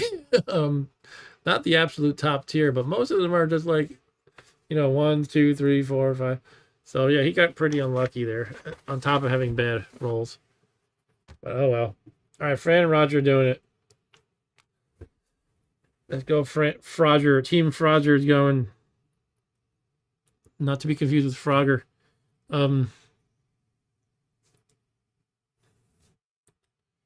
Right, so I guess I'm gonna shoot with rolling 3 dice. That's really good, and I don't want to have to deal with the panic rolls, especially Fran with her 3. So I don't want to move on to the square with these zombies. I want to shoot from 1 away. So I'm gonna try doing that. So here we go. 1, 2, and shot 1. I have to keep track of who's shooting here and stuff. I don't know how I'm gonna do this. I guess I'll just do that like I did before. All right, so 3 dice minus 1. And this is a 4. Yeah, see, this is like a typical zombie, a 4. It's like, all right, I need a 5 or higher on 3 dice. I think I can handle that. All right, pretty low roll, but an 8 will do it. So this zombie's done. So it's 2 bases, 1 shot fired. 3, 4. Let's shoot this one. It's a 2. Okay, so we pretty much literally can't fail, right? Now, I wonder if I can... Nah, I don't think I can. If I could choose not to use Fran in conjunction with Roger, now that I know it's a 2, I would do that, but I don't think that's how it works, unfortunately. I think you shoot and then you see the number, basically. So I'll just... This is auto kill, but I'm rolling anyway. That's the second shot. Now, Fran can't shoot anymore, so we have 3 more shots of Roger by himself. So 1, 2, 3, 4, 5. Roger shoots by himself. Now he's only got 2 dice. Now it's going to be like a 7 or something, right? A 3. Okay, good. So 1 away. That means we need a 4 higher on the 2 dice. This is shot 3. All right, we got him. Team Roger is doing well so far. We got 1, 2, 3, 4, 5. This guy sees him, so he gets a free move. 6, 7, 8. Get him, Roger. And shot 4. This one's got a 5. A 6 or higher is needed to kill it. All right, got him. And I forgot where that movement point was, but we'll do the same sort of thing. Move here and shoot that guy. This one will see me. Let's count again. 1, 2, 3, 4, 5, 6, 7, 8, 9. Yeah, so this is our last shot, but we have a bunch of movement points left still. I guess 3 more after this. And yeah, Roger's shooting a 4, so that's a 5 up needed.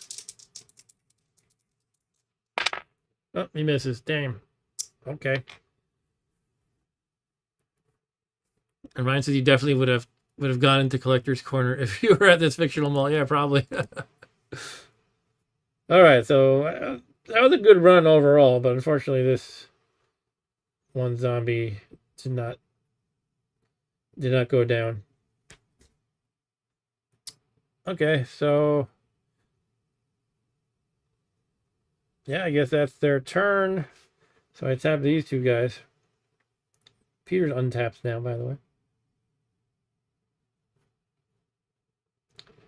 And now the zombies do their thing. The first thing first is we pop out a hidden zombie. Which was, how does that work again? We roll on this chart here. Let's say the red die is the first die, and the black is the second. So it's 1 and 6. Oh, actually, the second die is a 6. No hidden zombie pops up, so that's good. Nobody spawns. All right, zombie reaction movement. Now, every zombie that saw Fran and Roger gets to move closer to them, including this one jumps on top of them, which hopefully doesn't turn out badly. And that's that.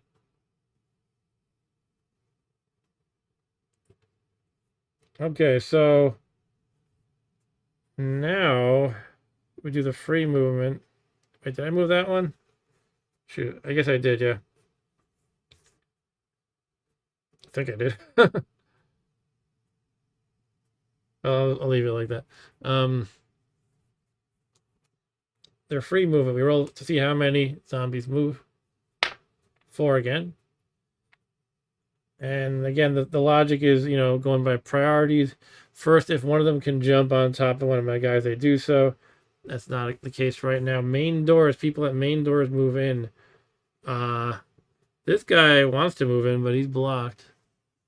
When I say people, I mean zombies. Each unit in a square with an open main door as one of its sides moved into another square. If all squares the units could move into are zombie occupied, the minimum number of zombie units must be moved so that the move from the main door square may be executed. Yeah, they just don't want them getting blocked off. So basically this guy gets a move too. Just so this guy this zombie can move in.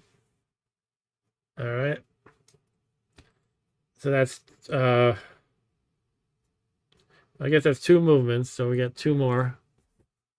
Each unit within sight must be moved toward the character, going by closest first. So that would be this zombie. I can choose to go towards Steve or everyone else pretty much. I mean, Steve isn't occupied right now, but he's also not great with his 1 die. So anyway, basically I'm thinking to get the heat off of the other people, maybe just make Steve handle him. But again, 1 die isn't great. I guess I'll do that anyway. Steve, it's your time to step up. All right, that's 3 zombies that I've moved. Now what else? I guess others in the line of sight would go closer, so I believe this one. And that's it. All right, so now zombie attacks. Yeah, let's do Peter's zombie first. He might die right here, but hopefully Peter gets off a shot and kills it. Now this guy has 8, as we've seen before. So Peter needs an 8 or higher on 2 dice. Does he roll panic first? I guess he does. Should you roll panic when you're being attacked like that?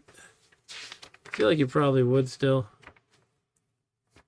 But this, the reactive shot that you get when they attack, I don't know if it works differently or what.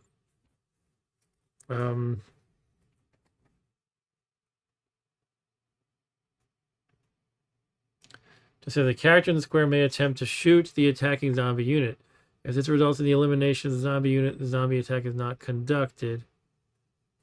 That might be an FAQ thing to look up.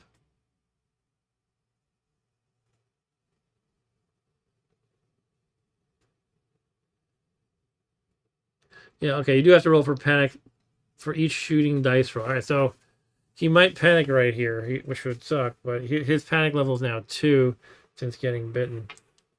So 1 or a 2 and he panics. Oh, does he just die then? I think it's it. No. He won't die just from panicking.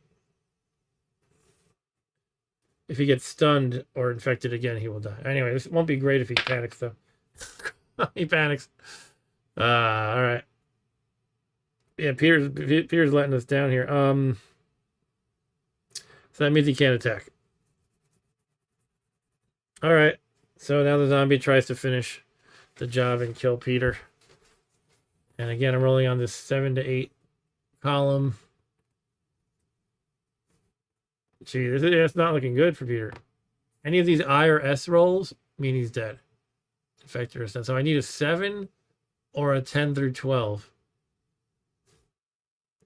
Just to survive. Anything else he's done? Okay. Good luck, Peter. 6. He's dead. Peter gets stunned, which means he's actually eaten alive by the zombie. No. Sorry, Peter. At least he doesn't turn into a zombie.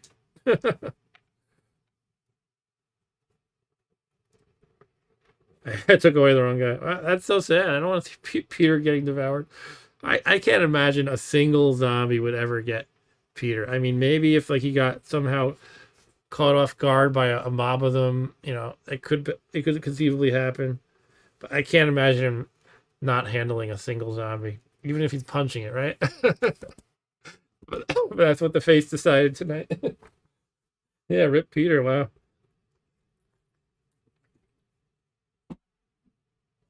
All right. That's very sad.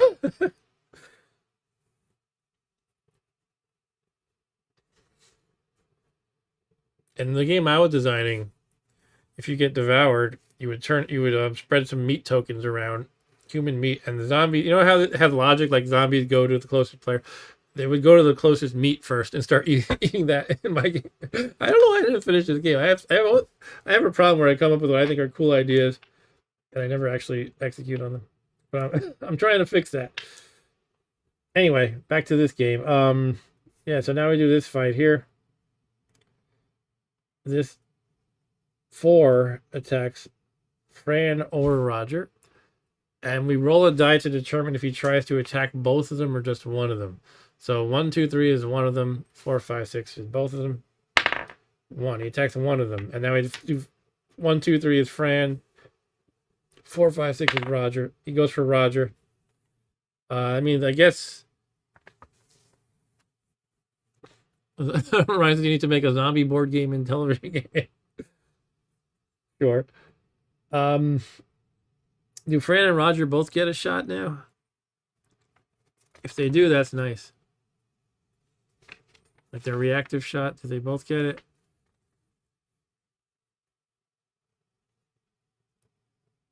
The characters in the square may attempt to shoot. Yeah, all right, cool.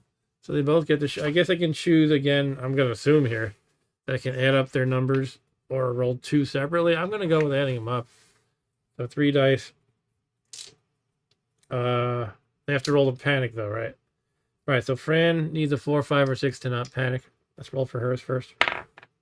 She failed, so she panics. And Roger needs a 3 or higher to not panic. What? These people suck.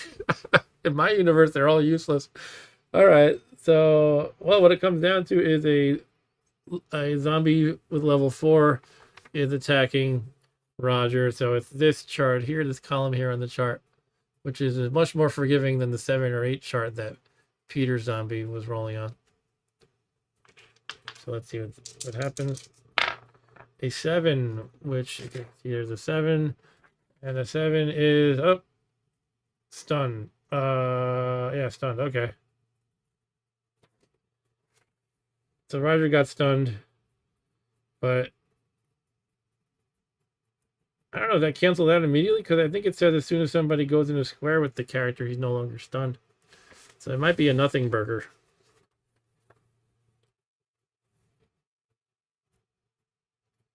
Let's look up stunning. A stunned or infected character is killed. Oh, we don't want to look at that one. That's what happened to poor Peter. When a character incurs a stun result, his counter is flipped over. A stunned character may not expend movement points in any manner and may not shoot at all. A stunned character remains stunned until another character is moved into the square occupied by the stunned character. When this occurs, the stunned character's counter is immediately flipped back to the normal side. A character that is in a square when another character becomes stunned does not fulfill this requirement. Okay, however, if he was moved out of the square and then back into the... Okay, so I have to actually move out of the square and then back in to unstun him for some reason.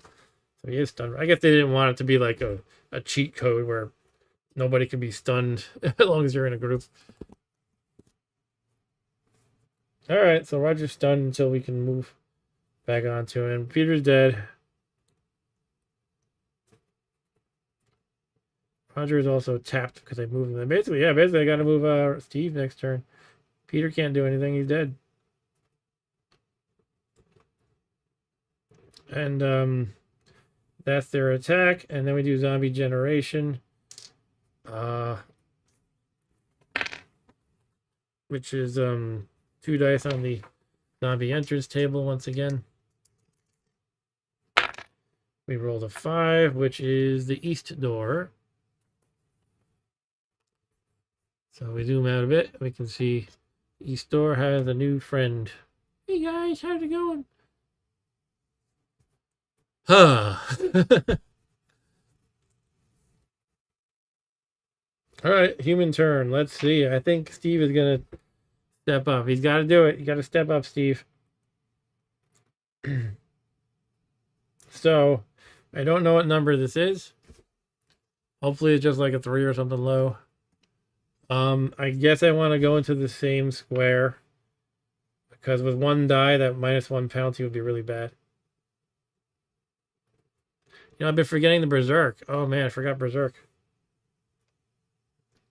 I'll start doing that this turn. Every turn, it should be a Berserk phase or something, but that would help me remember. But I'm supposed to be rolling if one of them goes Berserk. During the Berserk zombie phase. There is a Berserk zombie phase. I'm missing it. Duh. Oh well, I've just been skipping over it. Yeah, I'm supposed to roll a 4 or less. You're gonna go with Berserk. Oh, that's pretty common then. Okay. All right, so I'm cheating a little bit. I'm still doing terribly. All right, fine. So we're remembering from this turn onward. What is it, 10:41 p.m. already here in New York? I was thinking maybe I could play another round after this, but I don't know. I might finish by like, pretty late. Unless I just die this turn, I guess. All right, so Steve is going to step up to the plate. And he's going to go on the same square so he doesn't incur the -1 distance shooting. He's trying to go for point blank range. However, he has to make the panic roll then. But he's going to do it. He's going to try it. Panic roll. His panic is 2, so he needs 3 or higher to not panic. All right, a 5. Steve is stepping up. All right. And he has 3 shots, but he's going to make his first shot and try to kill this zombie. It's a 7. Oh my goodness. All right, so he can't kill it. Is that really how it works? Can't like a... I guess that's how it works. I was going to say, can't like a 6 be an auto kill, but no, that wouldn't really make sense. So he simply cannot kill the zombie. That doesn't make sense. I mean, with a pistol, how could it be impossible not to kill a zombie with a pistol? That's what I'm saying. Even if you can't aim. Anyway, where are we here? It's like I just want to make sure that this is correct, because how could it be?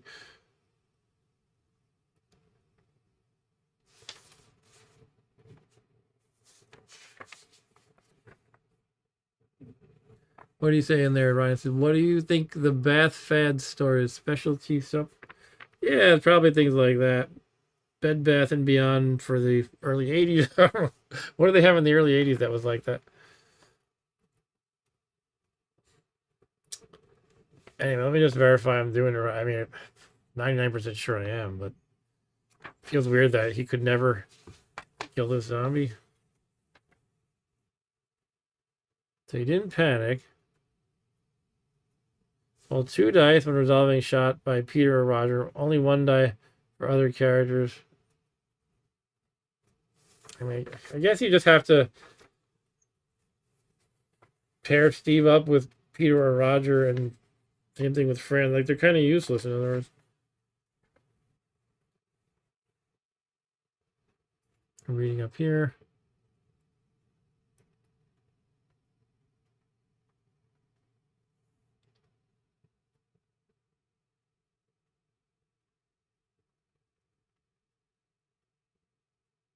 Yeah, I mean, I think he just simply can't hit him. Okay. So now what? I guess he has to run past him, and he can't actually fight this guy who has 8 either, so I guess he can take out this one. What do you have, 4? The one that stunned Roger, I think he had 4. I guess Steve might as well get in the pile. Get in the pile with everybody else. I think he has to spend 7 movement points to move away from this zombie. So he just moved 1 so far. And then 1 to move here on top of the 7. So now he's moved 8. 1. This is 9. 9. He could just try to close it. No, that's not going to work well. I think we're better off piling on the same square. That seems stupid. I guess sticking together isn't stupid. I'm thinking like thematically, like everybody has to pile onto each other. But I don't know. I guess maybe it makes sense. So let's go there. Let me just do the math again. 1. This takes him right to 9, 10. Triggers this guy. He's an 8. Sheesh. I guess we're going to just jump into this. 11. I think I'm at 11. This triggers this guy as well. Yeah, just shoot him. Steve is just jumping into the pile. Jumping into the melee. Oh. I think there's something about... It might be if you're a square away. You can't shoot into a square with another zombie. I don't know if that's only if you're away, like in a separate square or not. Right, says Mark's version of Dawn of the Dead isn't very good. Yeah, I mean, it's like everybody sucks. The character may not shoot, excuse me, at a zombie unit in a square occupied by another character. A character that is in the same square as a zombie unit may shoot at that unit, even if another character is in the square, but may not, sorry, I'm not showing this, may not shoot at any other zombie unit. The character may not shoot through a square occupied by a zombie unit or a character. Okay. I think it's fine as long as they're in the same space. Alright, so he's going to go for the second shot. This guy who has, what, 4? Yeah, so he has to roll for panic first. Needs anything but a 1 or a 2. 6, he's good. And so... Sorry, 1 die, not 2. He needs 4, 5, or 6 on 1 die. 50-50. And he misses. Ugh. But he can do his third and last shot, I guess. The third and final shot. He has to roll panic once again. 3 or higher, please. Oh, I just flung a zombie around. Where the heck was he? Guess he was here. Alright, so he passed the panic, but will he actually hit? No. Alright. Steve is useless. Oh, but he would unstun Roger for moving into the square at least. Now these guys are untapped for next turn.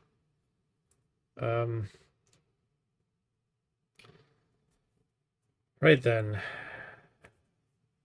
I have to remember 7, 8, 4.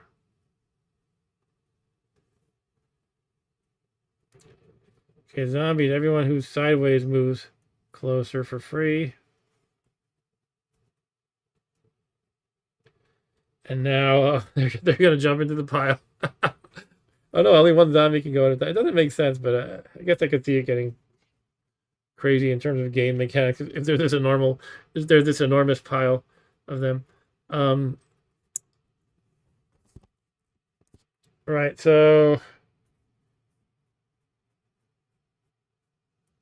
what's gonna move then? Let's not forget Zombie Berserk. I keep cheating and doing this. This time I'm doing it right. I have to choose what is the closest zombie.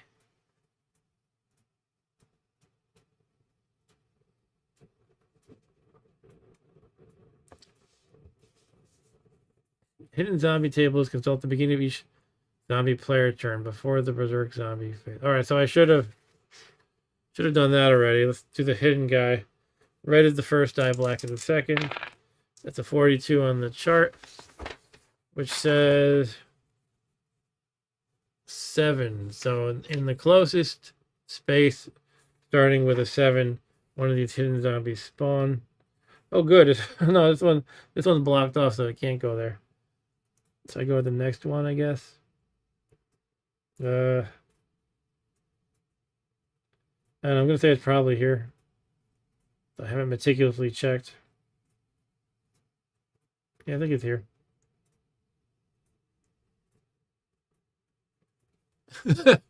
Yeah, right. Ryan said, "Okay, good. Okay, guys, good work. We lost Peter and moved down 2 storefronts and killed a few zombies along the way." All right.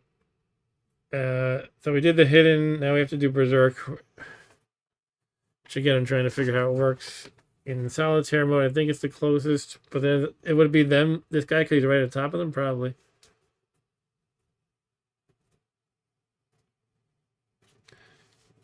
And what it says is during Berserk zombie phase, zombie occupying the square closest to the square occupied by the characters who have just moved is checked to see if it goes Berserk. Closest to Steve.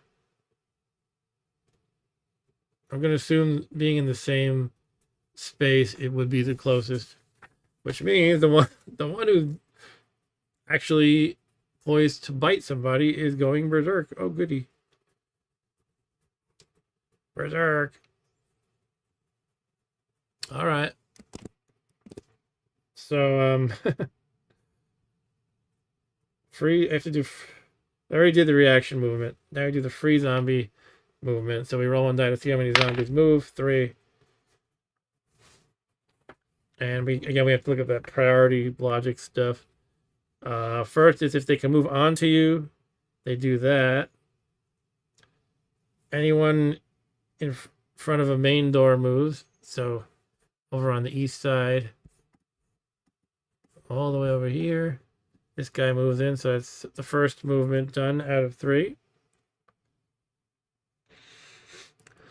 any that's in sight of a character must be moved towards that character. None are inside who can actually move. And then it is any that would end its move within sight of a character's move must do so. So this one. So that's our second movement. And then one more can move, and it's going to be whoever's closest, essentially. So maybe 1, 2, 3, 4, 5. 1, 2, 3, 4, 5, 6. 1, 2, 3, 4, 5. This one moves. 1. All right. Radio Shanty is great naming. I agree, Ryan. I thought that was funny when I saw that. And I didn't scroll the thing when I was counting there. Sorry, I moved to this one over here. And that's all their movement, but now they attack. We have a berserk zombie attacking this time. Oh boy. So what is the difference there? Berserk zombies.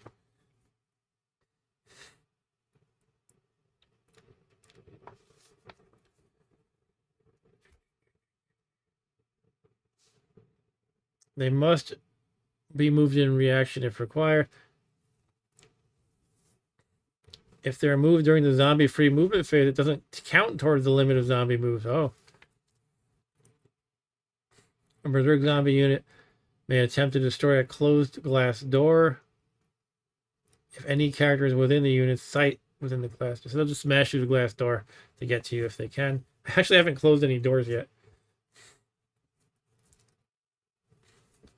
How to resolve the glass door stuff. I'm going to skip that.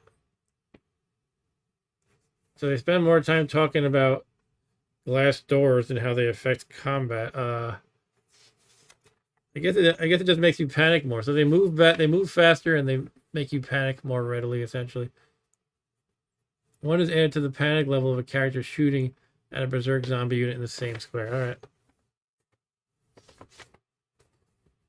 Okay, so the first thing he does is he attacks, and after roll, does he want to attack 1, 2, or 3 people? So that's going to be 1, 2. Roll of 1 or 2 is one person. 3 or 4 is 2. 5 or 6 is 3.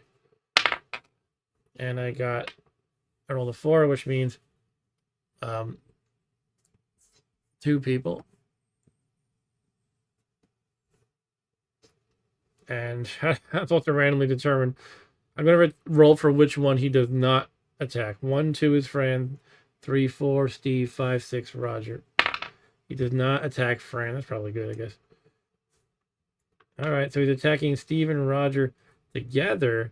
And what that means is he divides up his zombie value across 2 people. So that's actually a very bad idea, but hey, no one ever says zombies are smart. So he does 2 attacks of only 2 each, which is this column here. So first, let's roll against Steve. And first, before that, Steve can try to shoot, but he has to make his panic roll, which is he has +1 to his panic because the zombie is berserk. So he needs 4, 5, or 6 to not panic. I think everybody can shoot, actually, not just the ones who are being attacked. So Steve does not panic, and he will roll his 1 die to try to kill it. And again, he needs a 4, 5, or 6. She always seems to fail. He got him. All right. Steve killed the berserk zombie. So that's done. Radio Shanty.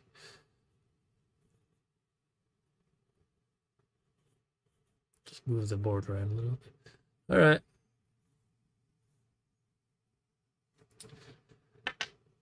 So now it's zombie generation. We see which door they spawn at by rolling 2 dice. 5 is east again.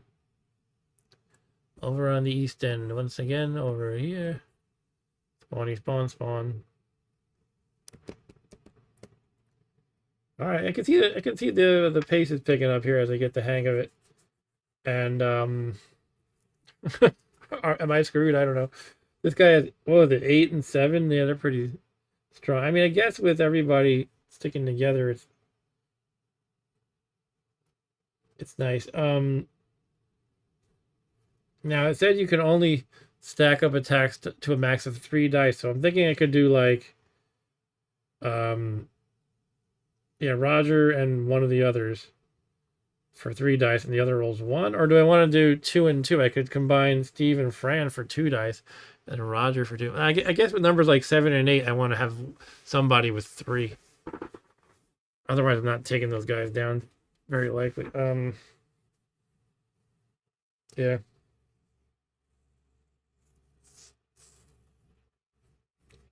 I'm second guessing that now, but I think that's the way to do it. But what I really would really like to do is, if I can just clear out the immediate vicinity of zombies, like maybe these 4, then I can get this door closed at least, and that's good. That's part of the goal. All right. Anyway, it is the human turn again, and Steve moved the last. That's kind of what sucks. Is like, if I want to move, yeah, I can't really do what I just said because Steve moved last turn. He can't move this turn, so I have to have just Roger and Fran do stuff. But the question is, do I want to just keep them here so I don't leave Wimpy Steve by himself?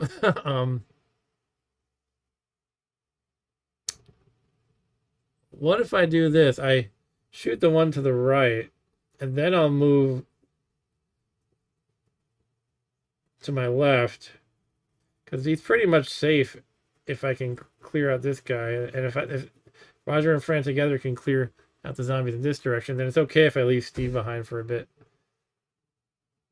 I think I'm gonna go with that. Right. So the very first thing we're going to do is have Fran and Roger from one space away shoot this zombie, and put down our marker for 1 shot made. Hopefully not super strong. He's a 4. That should be easy pickings. They get a -1 because they're 1 shot, 1 space away. Okay, they shot him dead. So that's 1 shot made. Now they're going to go here. And this guy has the 8, I believe. But the 2 of them together, well, I got to consider the panic factor. I don't want to mess that up. Maybe I should just shoot him from 1 space away. Yeah, I feel like the penalty of being 1 space away is a lesser evil than having to roll 2 panic rolls. And Fran is going to mess up like half the time on that roll. Roger a third of the time. So yeah, let's shoot from 1 space away. All right, so we know he's an 8, right? Yep. Okay, that's 2nd shot. Let's take out that 8. So again, we're 1 space away. That means these dice need to be a 9 or higher to hit with that -1 penalty for being 1 space away. But 12 will do it. 12 will do it. With that 8 who ate Roger. The 8 who ate Roger. I mean, Peter. We killed him. Poor Peter's in his belly, but yeah. Okay, so it's 2 shots done, meaning Fran can't shoot anymore. But she can still run this way, and we can use Roger's 2 dice.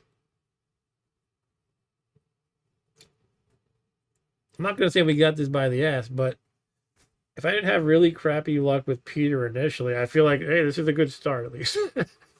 Like, I think we're going to get the west door easily at this point. Hopefully. Hopefully. All right, we're going to step this way. Now, that's only 1 move made. But then I zoom out to the rest of the board and I go, oh yeah, there's actually a lot more to go still though. But as far as the little section of the map goes, I think we're getting a handle on it at the cost of Peter, which is a nasty cost. Anyway, let's stop talking and start shooting. Yeah, this guy has a 7, I believe we said. Yep. So Fran will just stand there because you can't shoot again. Roger needs an 8 or higher on the 2 dice. And this is the 3rd shot. He failed, darn it. He's going to shoot again. This is his 4th shot. He made it. Phew. Another dead zombie. Another one for the fire. All right, that was only 1 move, but 4 shots. So you can go 1, 2, and shoot. to be extra sure we get him, we can move on to him. But then the panic rolls happen and everything. Yeah, I think I'm going to stay one away. And let's see what he's got. 6. That's fairly strong. So 1 space away means we need a 7 or higher on 2 dice. Got him. Good job, Roger. That's his last shot. And they have a bunch of movement points left. I'm wondering, can you split them at this point? Can you? I think it said you can't split them up if you're moving them as a stack. But we only actually moved 1, 2, 3. So I'm like wondering if I could have just maybe Fran here take care of the door and then move Roger back, like guard Steve or something. But I feel like it said you can't do that. But let me just verify.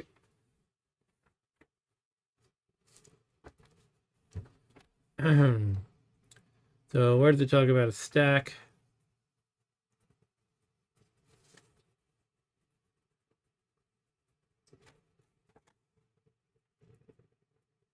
Here you go. I'm going to mangle this old rule book. I should print out a new one, perhaps.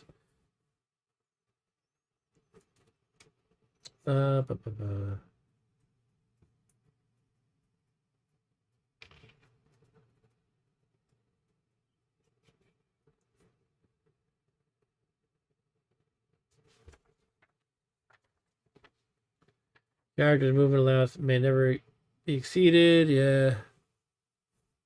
Eligible character that begin the human player turn in the same square may be moved together as a stack. Movement allowance is that of the lowest movement in the stack. Characters that are moving together to stack must stay together for the duration of the move. They may not be moved to different squares. Characters that begin the player turn in different squares may not be moved together. All right, so I can't separate them now, basically, is what I'm hearing. Unfortunately. All right. Yeah, I guess Fran's got to hang out with Roger. But what I could do is, in a subsequent turn, I could separate them, I guess. What I want to do for now is, next turn I can only move Steve.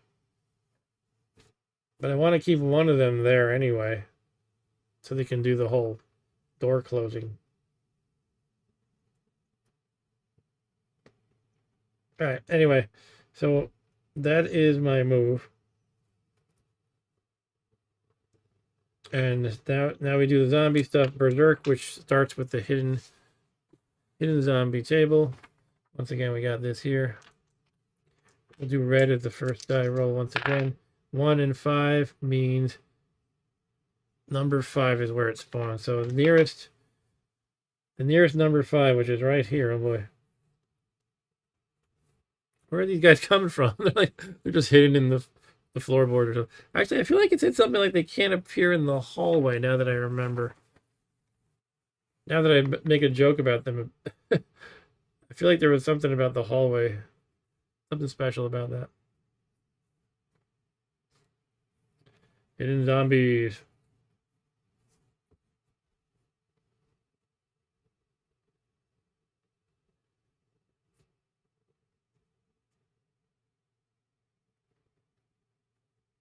Might be in the solitaire section on hidden zombies.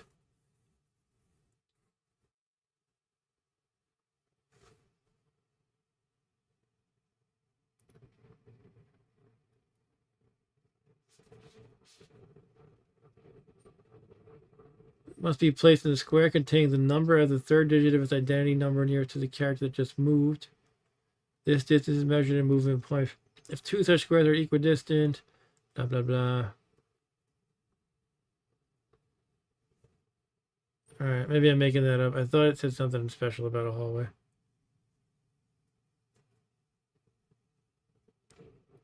Oh, a hidden zombie may not be placed in a hall square or a square occupied by another zombie unit.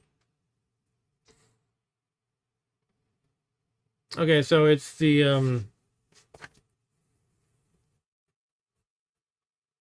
what number did I roll? 5. It's a 5 that's closest to the players who just moved and is not in a hallway. Sounds like it's probably here then, which is a little bit out of camera view, but right here is 015. I think that would be it. Oh, no, this one's closer, 075. Okay, so that's where a zombie appears. Where's he coming from? It's like, bah. I could understand one or two. Like, I think of in the movie Dawn of the Dead, when Roger is just running through a department store, like he's in the clothing section, and then one of them leaps out. It's like posing as a mannequin. All right, so that's the hidden zombie. You have to do berserk again, and what is it? Whoever's closest to any guy. Is it? I'll get the hang of this, I swear. The problem with these streams, when I'm getting the hang of the rules, is if I don't play the game on a subsequent stream, I can't take advantage of all the rules learning I've done. So maybe I'll just have to play this game every Saturday for all of 2026. Happy New Year, by the way. It's Dawn of the Dead year, everybody. Is this the first stream of the year? It's the first stream of the year, yeah. Ryan said that seems a bit much. Yeah, I heard that had to do with continuity or something. I'm sure you heard the story if you watched the DVD. So basically, this zombie.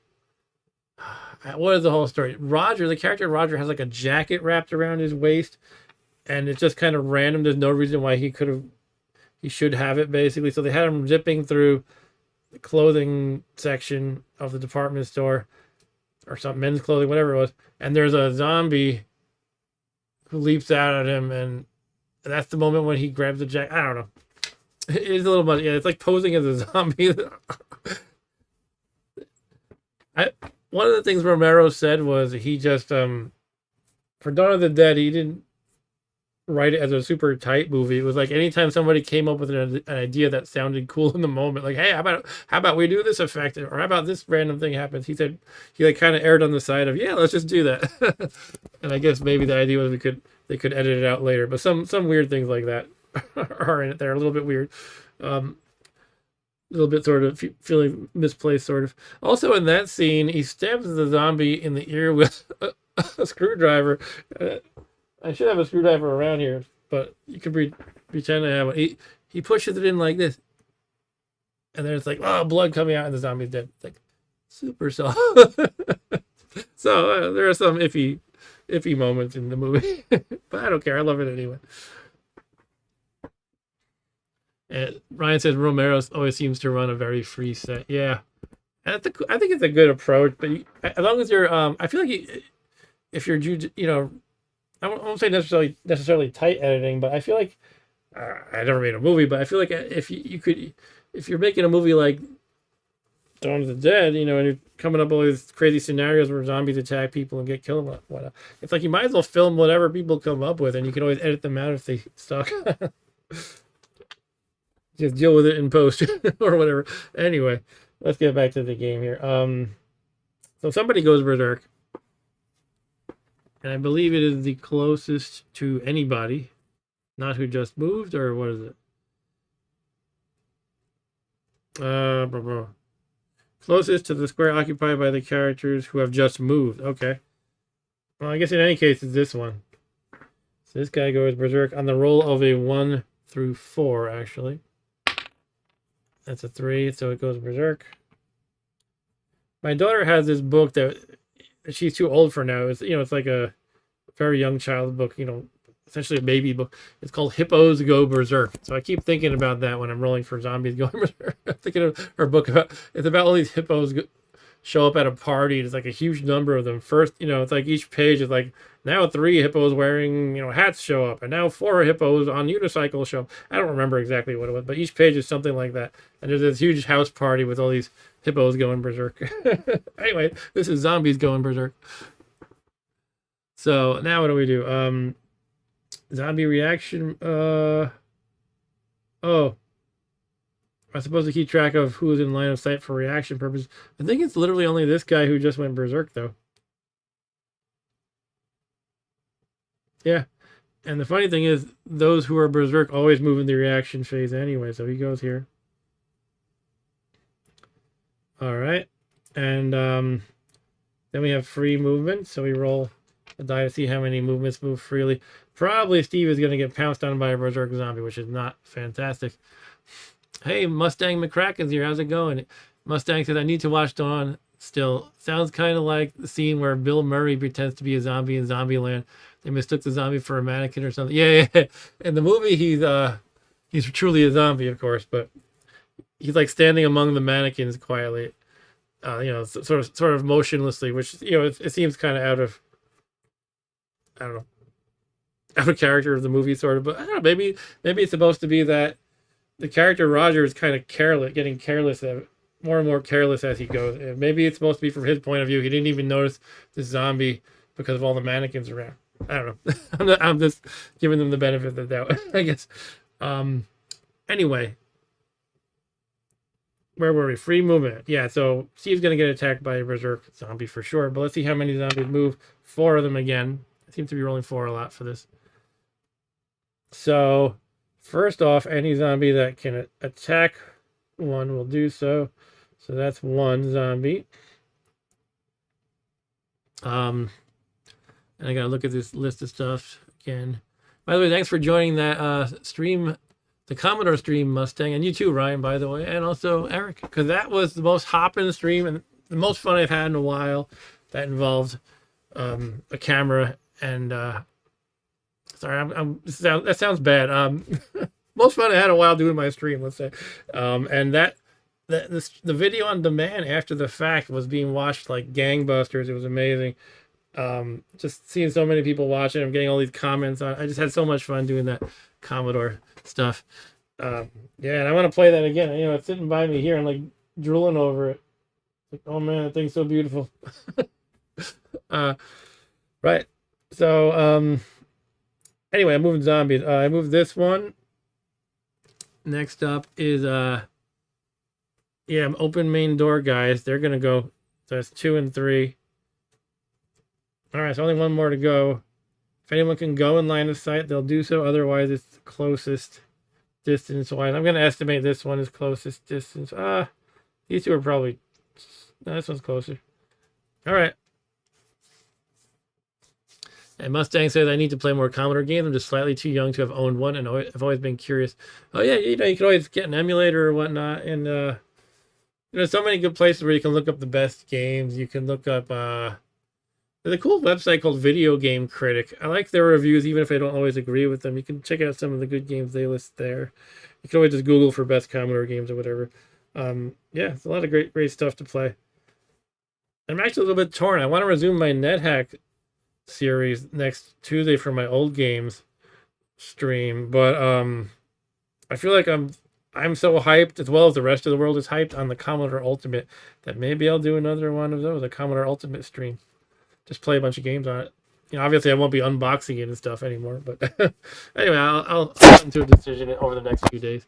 And Mustang says, I did play a bit of School Days and loved it. It's like a C64 version of Bully. Oh yeah, I heard of that, and I think I might have seen a video of it, but I never played it. Yeah, that's something I should play sometime as well. All right, back to the board game at hand. Yeah, it's attack time. So unfortunately, Steve is getting pounced by a berserk zombie, and that means he has +1 to his panic. So first things first, can he shoot? 4, 5, or 6? He does not panic and can shoot. He panics. Oh well, too bad, so sad. Now the zombie tries to bite him. Oh, it's an 8 zombie, another 8. Ouch. Steve might be the next victim here. So again, this is the second to worst column, 7 to 8. The worst is 9 to 13. It's not a good column to want to roll on. All right. It's 7 is good and 10 and up is good. At least 7 is the most common number. But let's see what happens to Mr. Steve here.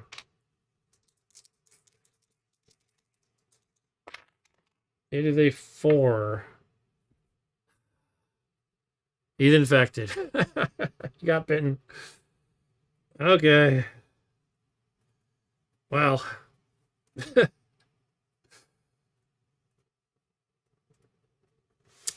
Ba-da-ba-ba-ba-da-ba-ba. That's what happens in the. Well, I don't know. Mustang hasn't seen the movie. I don't know how much I want to spoil here. But there's one thing I want to. Oh, what's this? Attention all shoppers. If Okay, you cool. have a sweet tooth, we have a special treat for you. If your purchases in the next half hour amount to All right, special on candy in the mall. we'll give you a bag of hard That's candy true. free. That's true, Ryan. It's beyond spoilers at this point. All right. What I was gonna say is, in the movie, Steve does get bitten, but it's not a slow, it's not a slow death for him. It's not like he gets bitten and then turns later on. Yeah, he eats it fast, or they eat him fast. Anyway. Yeah, it's quite a great movie. You do have to be forgiving of some sloppiness, and a lot of the makeup is sloppy. Especially you see like anytime you see like around their eyes or their palms, the makeup has run off. But it was also Tom Savini's first like maybe Ryan can fact check me. I think it was his first movie doing makeup for. So a lot of it's good too. It's just that it's easy to nitpick it sort of, I guess. Anyway, so Steve's infected. Yeah, that's the end of the attack phase, zombie generation.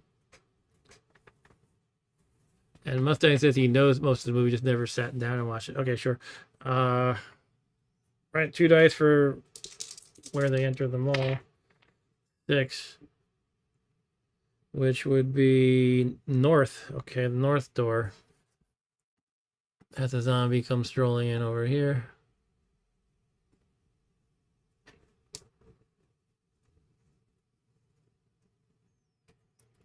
This is gonna take a while, isn't it? This will probably be the only game I play tonight, whether I survive or win or survive or die. I don't know about surviving at this point, but I feel like I'm trying to think what I'm doing wrong. Though I think I don't know what I'm doing wrong yet. I guess I just have to not not die. No, not roll bad. I'm not sure. I'll have to figure it out. I don't know what I'm doing wrong yet. I mean, obviously, you could probably be more cautious. Like that first run around I did with Peter triggered a bunch of zombies, which probably wasn't smart. But anyway, you do have to just roll well as well. Mustang said, I'm okay with that. I don't mind at all. Army of Darkness is one of my favorite movies. I don't mind cheap effect. Yeah, cool. Honestly, I think the effects of Army of Darkness are probably much more advanced than Dawn of the Dead. But some of them work out well, as basic as they are. Like there's an exploding head moment in Dawn of the Dead, which is like they just had a dummy, and I think they put like condoms and stuff filled with fake blood and junk like that. And you just see the dummy's head for a moment. It's effective. It works. And it kind of hits you by surprise too. Like, whoa, that just happened. Ryan says he did Martin and Confessions of a Necrophile first, done with third, at least according to AI. What the heck is Confessions of a Necrophile? I never heard that one. Martin came out before? Okay, fine. I feel like Martin doesn't have a... Martin does have blood and gore, but I feel like it's not as elaborate as... Well, I guess zombies are a thing in themselves, right? Anyway. Yeah, sure, though. But yeah, he was kind of... He had lived experience, let's say. All right, so that's the end of that turn, and yeah, now Steve is gonna bite it. I'm supposed to roll during this phase. If I roll a 2 or 12, Steve is dead. He turns into a super zombie. Okay, he's not a super zombie, at least. All right. But I love Army of Darkness too, by the way. I when I was like a teenager or like through my early 20s, I watched it so much that I got sick of it. And I didn't watch it for like, well, I'll reveal my age, but probably like 20 years until, what was it, like 3 years ago, I saw Bruce Campbell live where he like just kind of told told anecdotes and took, did Q&A and stuff like that. It was a lot of fun. Followed immediately by a screening of Army of Darkness. I was there with my wife. I just watched it, like, all right, I saw it a million times and, kind of sick of it, whatever. But in that moment, it was just so amazing. I loved it again because I was like, I don't know, I just gave it enough time. And it was cool seeing it on a big screen and everything and with a bunch of fans around me. It was cool. So I grew to love it again, sort of. Anyway. Right, so back to human players. And, Fran and Roger went last turn, so I guess Steve the Infected has to take his turn now. He's such a good sport. I love Bruce Campbell, says Mustang. Skeletons, that movie make me laugh every time. Yeah, sure. Actually, he told one of my favorite anecdotes he told, and I'm probably not going to tell it right. What was that? I always forget the name of the show. William Shatner was in a show. Yeah, T.J. Hooker was it. That's what it was. And he told this story about meeting William Shatner. And he says, if you want to impress me, I'm a celebrity to you guys. But he said, I meet celebrities too, some guys. Guys who are more famous than me. And what you want to do is you don't go up to, say, William Shatner and say, I loved you in Star Trek. So they go, yeah, sure.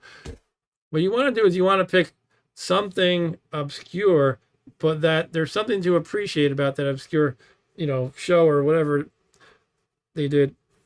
And he talks about T.J. Hooker, where William Shatner would always pull up to the scene in his car, and the car would do this cool skid stop thing, turn and skid and stop, and he called that the Shatner slide. So he said he went up to William Shatner and said, Bill, you know what? I really loved in T.J. Hooker where you did that slide park with the car sort of move, and then, William Shatner lit up and he was telling Bruce Campbell all about how he did. He was like, oh yeah, that was so good. They had to, we had to practice with this, and they trained me to do that. And I crashed a car once, or whatever he said. I don't know. He was basically saying, you get into the obscure stuff that the celebrities like. So if you want to go up to him, you can talk about, what was that show he was in, the Prince of Thieves or something? The King of Thieves. You could talk to him about that. Or whatever else he was in. Burn Notice, yeah. He also said he met Bill Clinton. And some people were booing. He's like, all right, forget about the politics. I just met Bill Clinton. And he goes up to me and he says, hey, you're that guy in Burn Notice, right? How about that girl you star with, huh? Something like that. So people appreciated that. Yeah, Briscoe County too.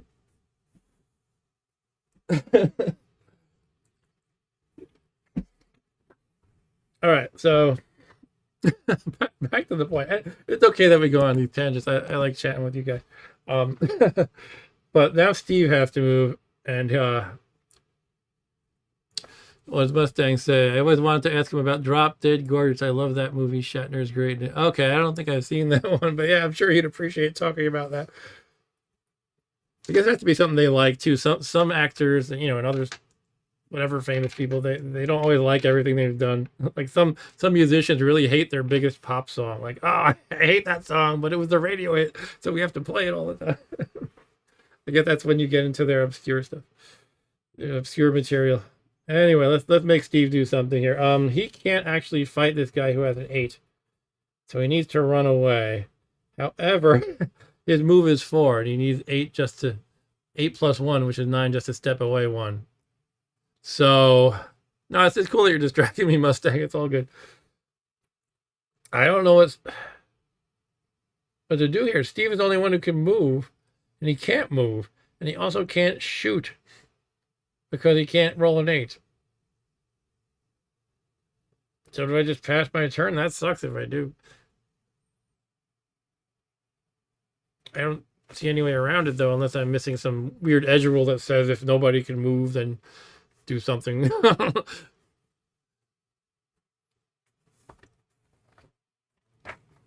I'll flip through the movement rules real quick, but I think I just can't do anything. I mean, technically I can shoot. It's just the zombie's too strong for me to kill it. Yeah, I'm just gonna skim the rules a little bit more.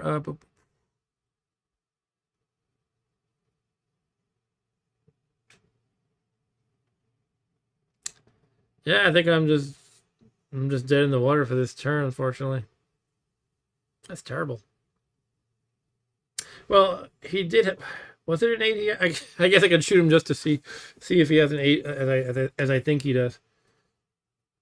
Yeah, he's got an 8. All right, but there's no point in rolling. There's not even a point in rolling for panic, etc. And they can't shoot. Yeah, they just can't go. That sucks. All right, so the zombies go now. First things first is roll for the hidden zombie. It looks so much easier in the movie. That's right. Yeah, they're fighting zombies left and right? I mean, they had some, bad run-ins, but usually that's actually one of the themes in the movie is usually that they're fine. They have a handle on the zombies unless they get too sloppy or too overconfident, or the human beings, can't get along. Those are the things that make them get killed, or they lose their cool, they lose their head, things like that. That's what makes people die in the movie, or they just or there's also the whole theme of not taking care of dead bodies appropriately. Like the housing project part. Anyway, hidden zombie table, red is the tens, red is the first roll again. 1 and 2 says 2. So the closest number 2 to the guy who just moved, he just flopped around on the ground, really, like a beached whale or something. I don't know. 2.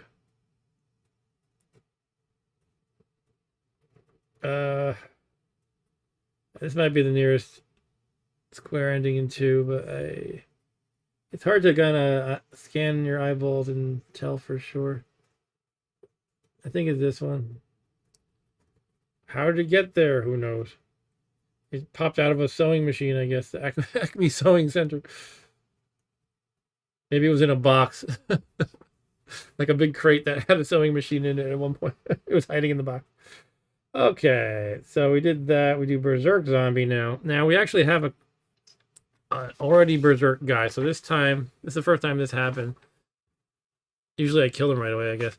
Or I forgot to roll Berserk mostly. So there's a roll I have to make to see if they get unberserk. Let me see how that works. Each zombie that is already berserk, if a 5 or a 6 is rolled, it's no longer berserk. All right, so for what that's worth. So 5 or 6, and this one is unberserk, and he can't become berserk again this turn. Man, am I doing this? I might have to do this in the right order.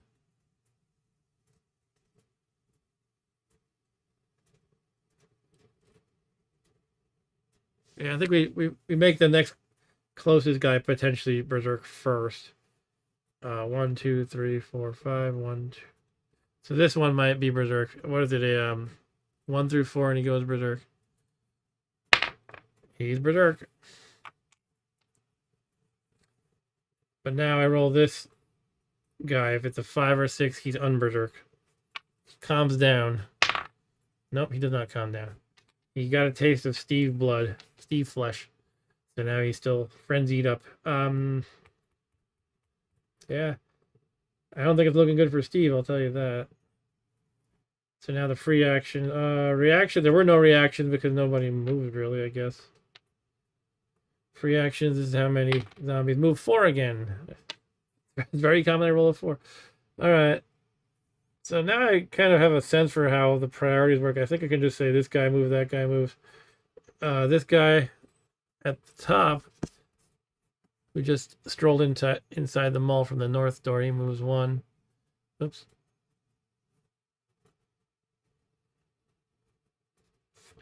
So that's the first one, and 3 more are going to be like, I don't know, I think 1, 2, probably him, or that one. Technically, he's the one who moved this turn, so I think this is closer. I'm going to go with that. Okay. Now zombie attacks. Yeah, this is going to determine if, sorry, I didn't scroll the map. This will determine if Steve survives or not. So yeah, we roll with an 8 again. Yeah, it's not good, Steve. Steve cannot actually shoot it, as we determined already, so off to the zombie attack table. Steve needs a... This is the same situation Peter was in, the same column here. 7 or 10 through 12 to survive. Anything else? He is devoured. Well, 7 is the most common number, but there's a lot of other numbers stacked against him. And it's a 5. He's dead. Okay. Sorry, Steve. That sucks. Well, it's down to Frogger. Ryan says, I would hang out at the Pompadour. Where is that one? The Pompadour Bar and Restaurant. Sure, sure. Well, Fran just watched their friend. Fran and Roger just watched their friend get devoured. Actually, Fran watched her like fiance get devoured. That's pretty sad. And now the baby she has inside her, gonna have no dad. All right, that might not be their biggest problem though.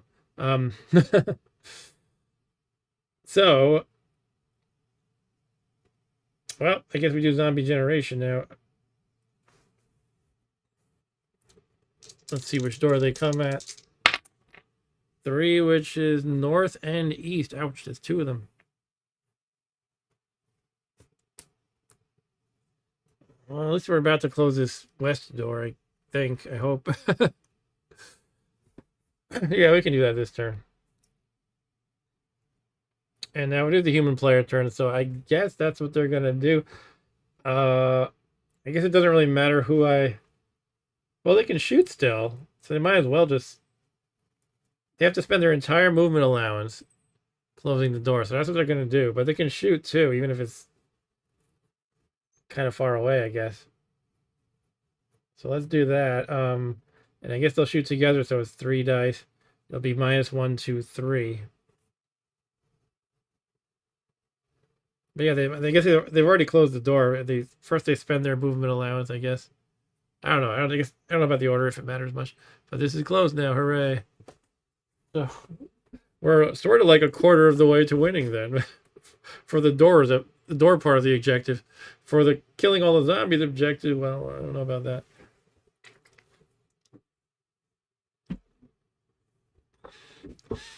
All right. So let's shoot this guy. 3 dice. Again, -3, and they need an 8 or higher. But, you know, we get multiple shots, so it might work out.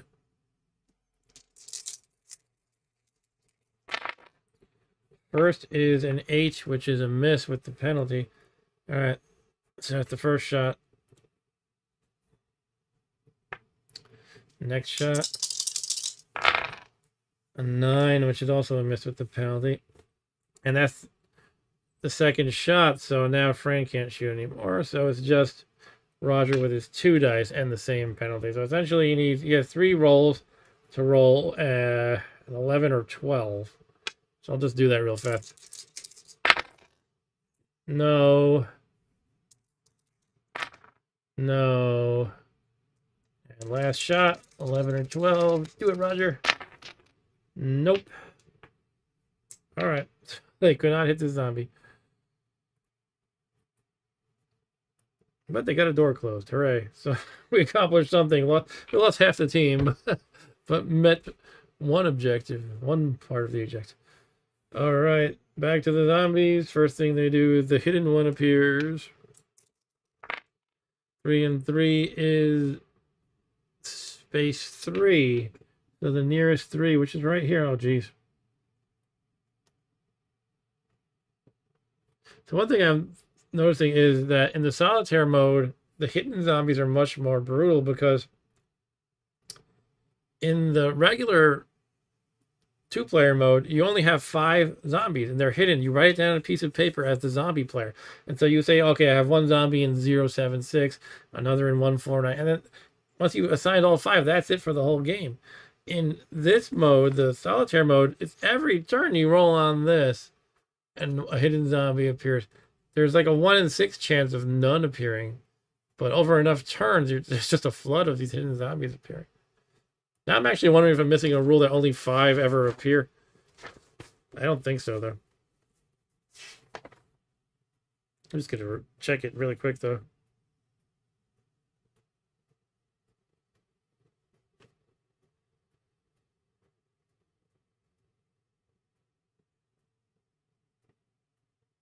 Yeah, I think if they just keep coming. All right. Yeah, so there's these hitting guys are gonna. I think that might be sort of to counterbalance the fact that the zombies are stupider. Like for example, in the 2-player mode, if a zombie's in a stack with say 2 guys, they can choose if they want to attack just one or both. But in the solitaire mode, you roll a die to determine one or both. So they're stupider, but they're more plentiful, I guess. All right, so that spawned. Now we do Berserk. I guess this one could be Berserk. It's the closest. 4 or less, and it is Berserk. And yes, it is Berserk. Now we roll 5 or 6. This one is no longer Berserk. It's still Berserk. This one, same thing. This one is no longer Berserk. Okay, that's good, I guess. Okay, reaction movement. Yeah, we didn't move. Actually, I wonder if because even though we didn't move, they're in the line of sight. So do they? I guess they would get their reaction move anyway. I think they do. I'm not even gonna look it up. I'm gonna say they do. It seems to make sense. But everyone with Berserk moves during this reaction movement phase anyway. It doesn't really make a difference right now. So these 2 guys move.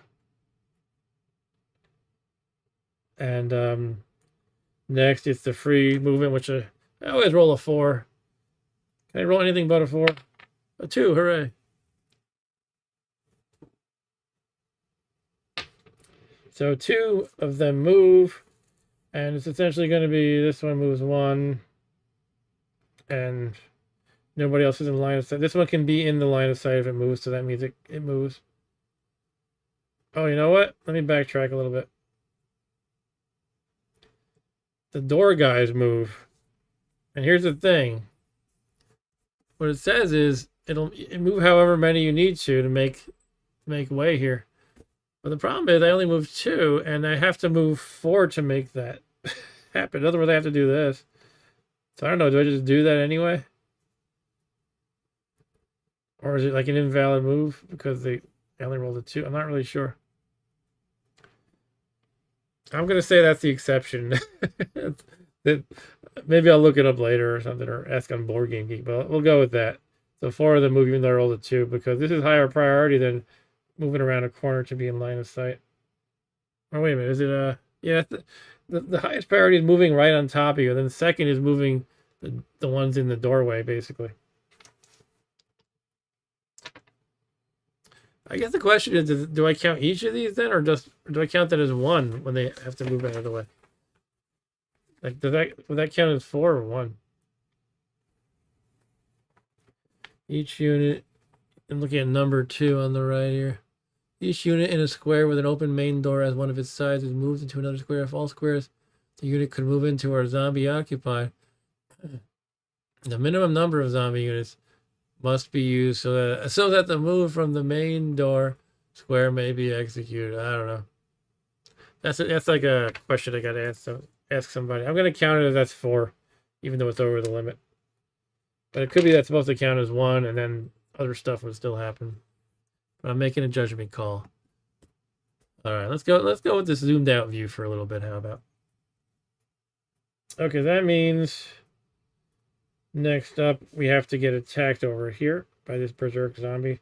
So 1, 2, or 3 means he attacks 1. 4, 5, or 6 he attacks 2. He attacks 1.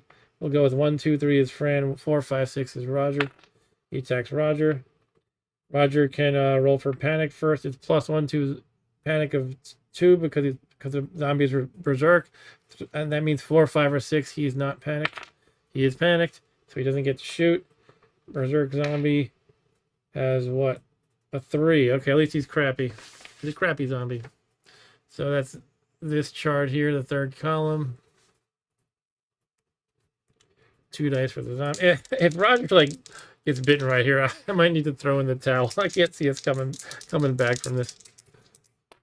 It's a 6, which is nothing. Hooray. All right, so the zombie missed Roger. That ends the attack phase, then zombie generation.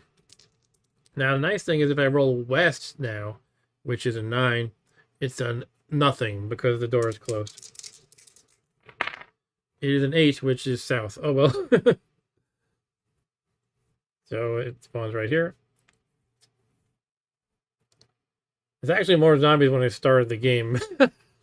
I killed someone because it starts with 5 spare at the bottom here, extra, and now there's 4. So that means there's 1 more than when I started, despite the huge number I've killed. Oh god. All right. What can I say? Next turn. Now I guess my guys can't move again. All right. You know what I'm gonna do? I'm gonna say last turn. Only Fran did the doors.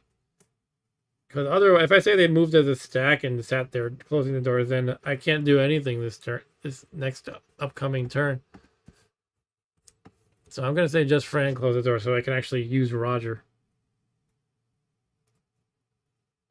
And Roger can kill this guy with 3 strength pretty easily, I think.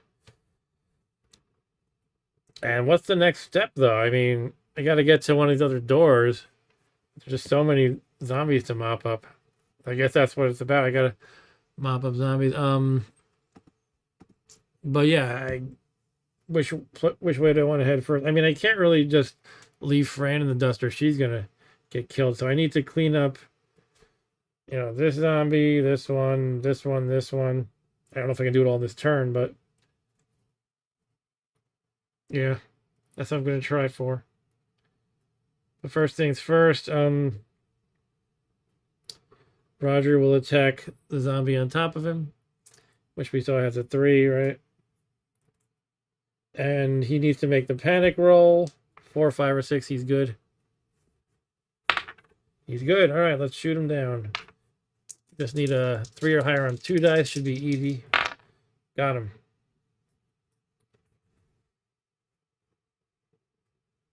All right. I wonder if I should be closing these doors more. I think I should. I think of this zombie. If I close this door, this zombie is stuck. He can't open the door. I don't know why I haven't been doing this. Yeah, it costs 2 movement points.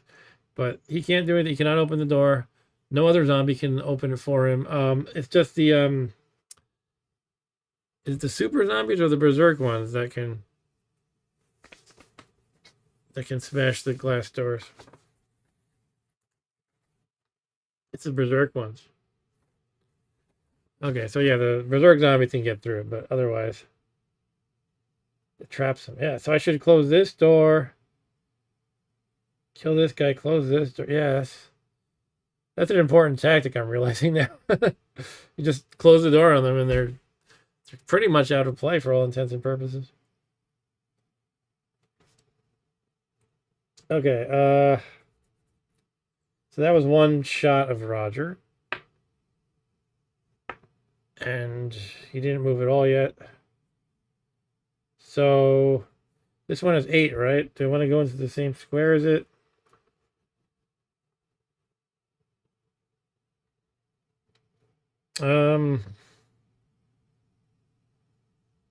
Yeah, I mean, I could get 4 shots at trying to kill it. But in the same square, I have to make what amounts to a 50-50 panic roll as well, though. Yeah, maybe he'll shoot from 1 space away. All right, so 1 move. So let's shoot him. I need a 9 or higher. But I'll keep trying. I mean, I'll use all 4 shots left if I have to. All right, Ryan is out. Ryan said good night. Oh, I'll definitely need another playthrough now that you have the hang of it. Yeah, I agree, Ryan. You know what? Rob Bob will probably be with me next weekend to play, so maybe I could play this again and we could try the 2-player mode even. But I kind of like the whole solitaire aspect to it, but Maybe he'll be the zombies, or we could switch off or whatever. All right, so good night, Ryan. Thanks for hanging out once again for the 500th time. All right, so Roger is gonna do what I said. He's gonna keep plugging away at this guy. He's gonna shoot as many times as it takes. I'm not sure, but I'm hoping between 4 shots he should be able to roll a 9 or up on 2 dice. Here goes. First shot is a miss. Got 2 shots done altogether. Miss.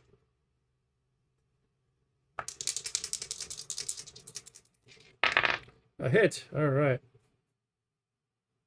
So he's got 1 shot left, but we got rid of this nasty 8 zombie at least. The problem is it comes when you have a small pool of extra zombies at the bottom. The ones that you've killed are strong, you know. If this is just like a few strong guys, mostly they're gonna come back into play. Whatever. What can you do? In other words, if I had a large pool, then I'd be more likely to pick the weaker ones. All right, so 4 shots done already. But you know what? I have a lot of movement points. I can close this door. Yeah, I should have been doing this before. Crap. Well, that's a lesson learned, right? All right, so it takes 2 moves to close a door. He's only done 1 out of his 20. So 3 moves. There's no need to go into here anymore, really. But if one of them goes berserk, they can break it through the glass door. That's the only thing. Yeah. All right, so 4th move.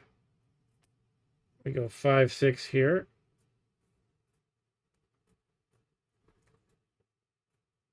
Now what?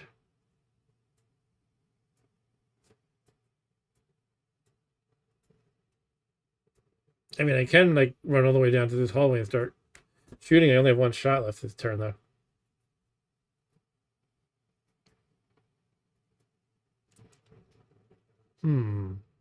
I could even like just go here, so I'm or a few spaces away. I don't know.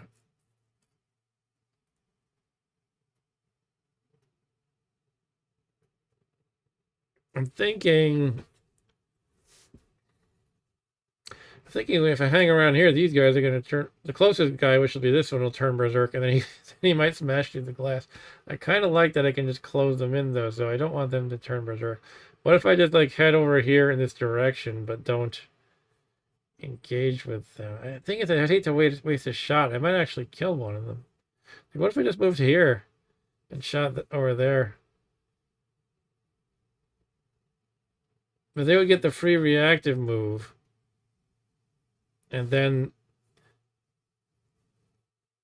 for their main move, or although it's confusing names because the free movement is not the free react. Okay, let's start again. If I move him here, he'll get to move there because of the reaction, and then for the free move, he'll definitely move on top of me as well. I think at this point I have to plan my moves such that there's no way I can see on the board that the zombie's going to move on to me, basically.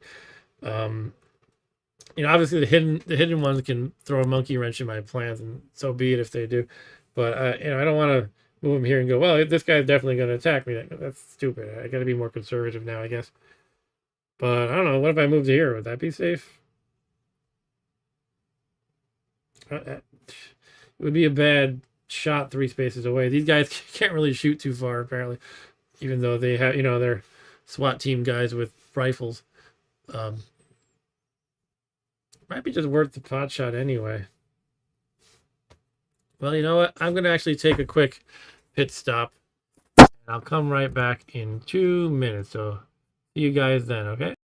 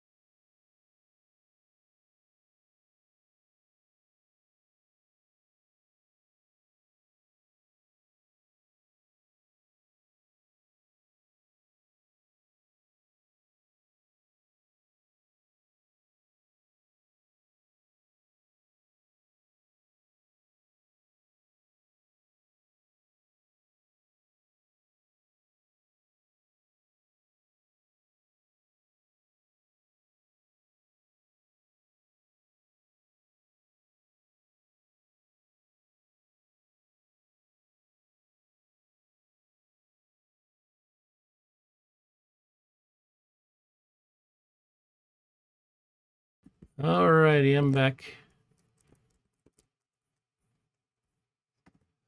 Okay, so where were we here? I was planning the rest of Roger's move. Yeah, the thing is, you know, even if I do run him here and I'm out of range, like maybe this zombie, I mean, they'll be closing in on him, and he can't really. I don't know. I guess I don't know if I like the idea of separating him from Fran. Right. So I think I should just hang around her. Maybe I'll actually move back to her even. Then we'll take off together next turn. But I don't like it. This guy's going to go berserk and smash through the glass probably. But I think that's the best option. So I'm going to run back over to Fran. Oh, you know what? This sucky thing. This whole thing, you can't move 2 turns in a row, is a little frustrating. Because now what's going to happen is next turn, Roger can't move, but Fran can. So I'm probably just going to make her pass, essentially. Maybe take some hopeless shots down the hall or something. Then the turn after that, she can, the two of them can team up and start being useful together, I guess. So it's a little frustrating, but I guess that's just how the game is. All right. So let's end Roger there. She's untapped. And it's time for the hidden guy showing up. The black die is a 6. At least nobody shows up. Hey, look at that. Cool. Okay. Onward to Berserk. First, the closest in terms of spaces. Definitely this guy. 1 through 4, and he goes Berserk. And he goes Berserk. Tis a pity. We'll see how the smashing through the glass works. He might not be able to reach it in time, though. I mean, at least not this turn. Zombie reaction. Nobody actually saw him, right? Yeah, nobody was in line of sight. So reaction doesn't do anything. Free movement. Now we roll that die that's usually a 4. It's a 3 this time. And what's going to happen is nobody can attack on top of them. Oh, are we doing this again? Is this... What happened here? I must have messed something up. I feel like this must be wrong. The logic I was applying last turn. Actually, it wouldn't apply here because nobody's in the door. It would apply down here in the south, though.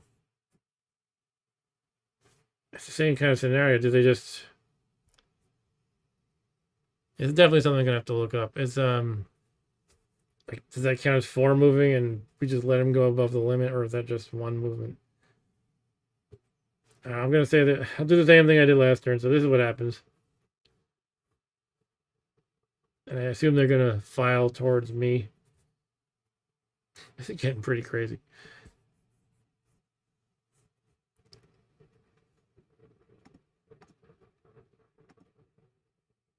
Okay. I'm going to say that's their free movement. Zombie attack. Nope. Generation. Yep. It is a 4. They generate none. Oh, good. Look at that. Look at that. It's actually a none outcome. So that turn was kind of a nothing burger, I guess.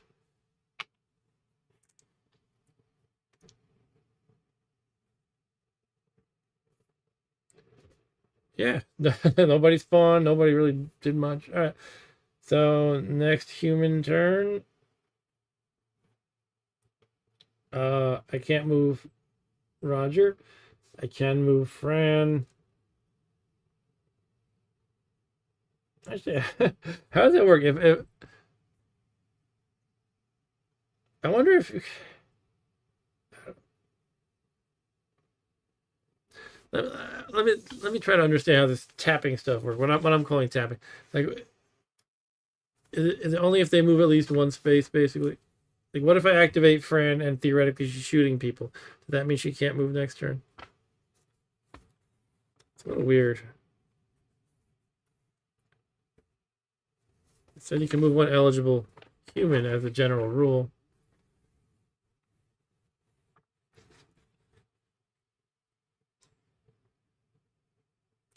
Eligible if he was not moved in the immediately previous human player turn and is not stunned.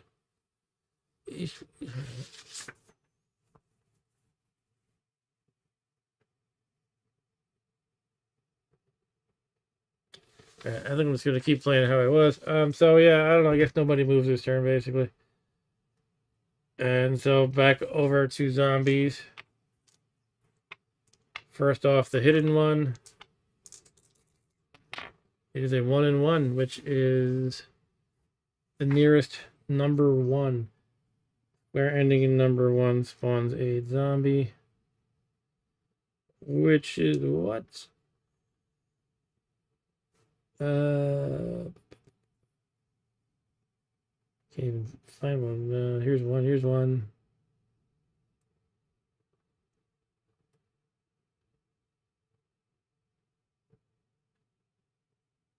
Oh, is it this one? Oh, that one's occupied. So I guess I have to go to the next one. I'm gonna go with this one. I think. It might not be the closest actually. This one might be, even though it looks farther away. This is 1, 2, 3, 4, 5, 6, 7, 8, 9, 10, 11. This one is 1, 2, 3, 4, 5, 6, 7, 8. I think it's this one.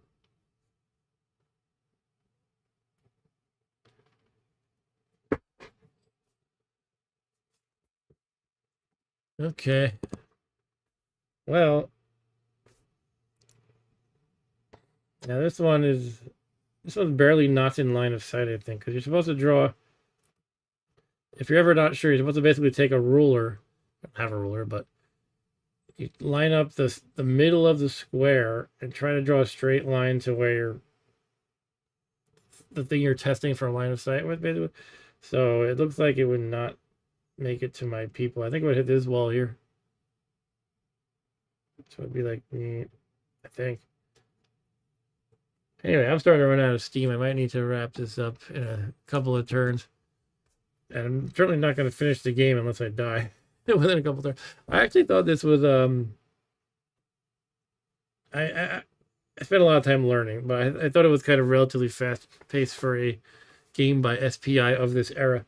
But you know what? Yeah, again, I think I do want to play it, you know, when Rob Bob is around, or just another time by myself, even now that I understand it. But for now, I'm going to play a little bit longer. So what did I just do? I just did the hidden guy generation, right? Now I do Berserk.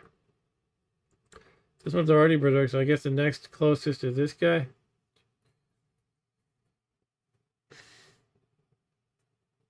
So 1 to 4 means he goes Berserk. So far, every time I've rolled a 1 to 4. Yep. Okay, Berserk. And this one stops being Berserk on a roll of 5 or 6. Cool. You won't be smashing through any glass today. Alrighty. Next up, reaction movement is nothing because it didn't move. And zombie free action, free movement, I mean. 4 again. So let's see. People indoors. I guess it's the same situation. Which again, I don't know if I'm doing right, but we'll say this is all forward movements. Good lord. I need a flamethrower or something. Where's my area effect weapons? Give me some grenades. I don't know. I think it's kind of good that they kind of spawn so much, because otherwise I would just turtle and wait for them to come down the hallway and shoot them down. So it encourages me to start moving at least. All right.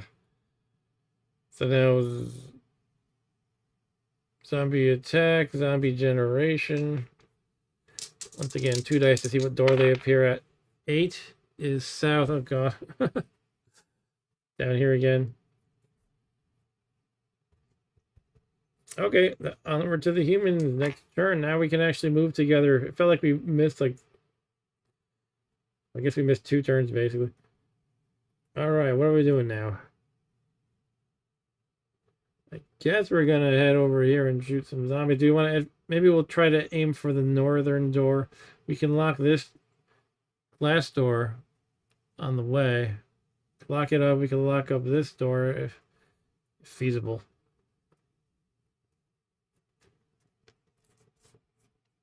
Let's zoom in on the action. It's about to ensue. But yeah, I feel like I like the side of the northern door better than the south. They're both kind of hot messes. So limited by Fran's 12 movement. That's what we're doing. 1, 2, 3, 4, 5, 6. I can go here. Try to take out these two. And I don't know if I want to just rush up here yet. Well, I could lock this door, that's for sure.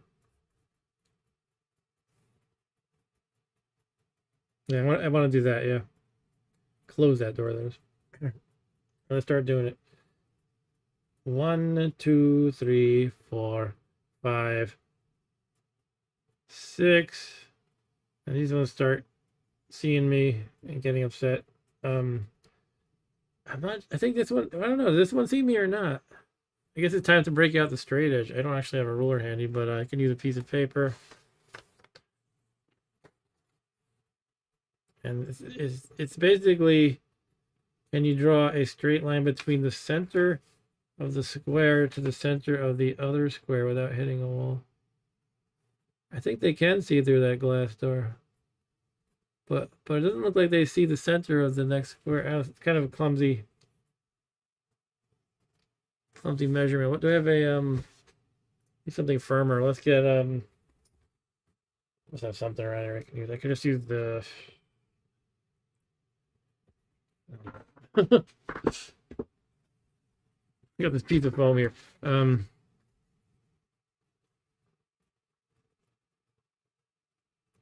gonna give it to them. I'm gonna give it to the zombie.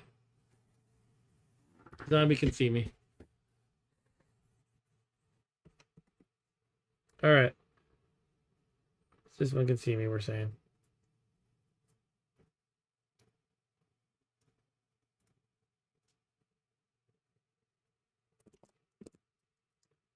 All right. So how many did we move? 1, 2, 3, 4, 5, 6. Let's lock this door. Close the door. 7, 8 right there.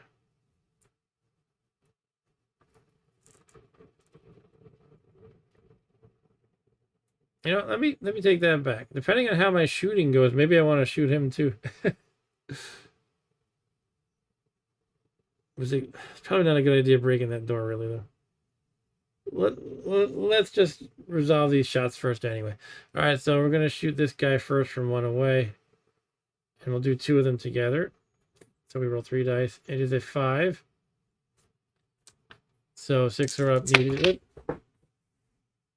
6 are up needed on the 2 dice. All right, 8 will do it. He's dead. Another one for the fire. That's 1 shot made. Yeah, let's close the door. I think we made 8 moving points. 1, 2, 3. We'll go up 1 for 9 and shoot this zombie right up here.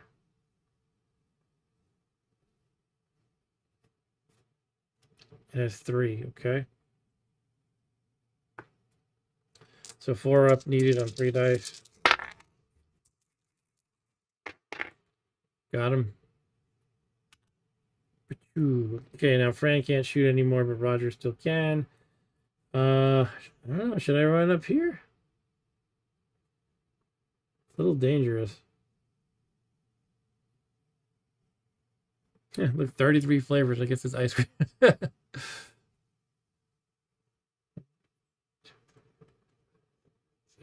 Nine. So I only have 3 more movements. 10, 11, and then I can't look. No, I could go 10, 11, and shoot, but these guys would see me in the line of sight, and that would give them a free move. Maybe they'll pass here. Maybe I should pass here. What I don't like is no.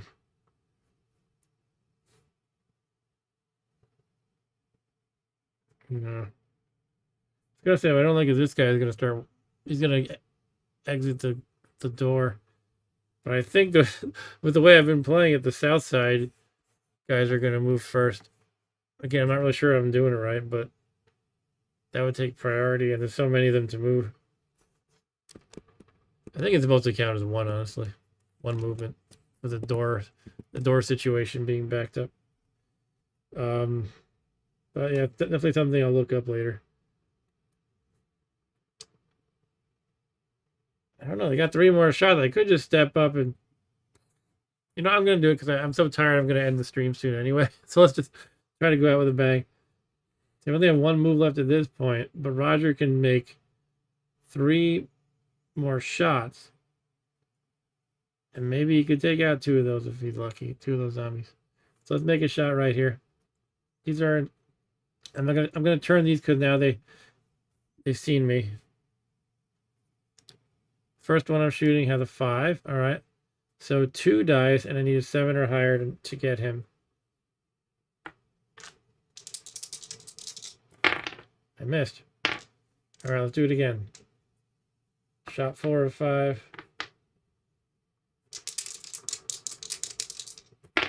Got him. And 1 more shot left. I mean, I could move 1 more space, but then this zombie just strolls over on top of me, so I won't do that. I'll just shoot this one, even though it's probably bad odds. 3 shots away. Oh, he's only 1, though. 3 spaces away, that I meant to say. All right, so 4 or higher on 2 dice will get him, actually.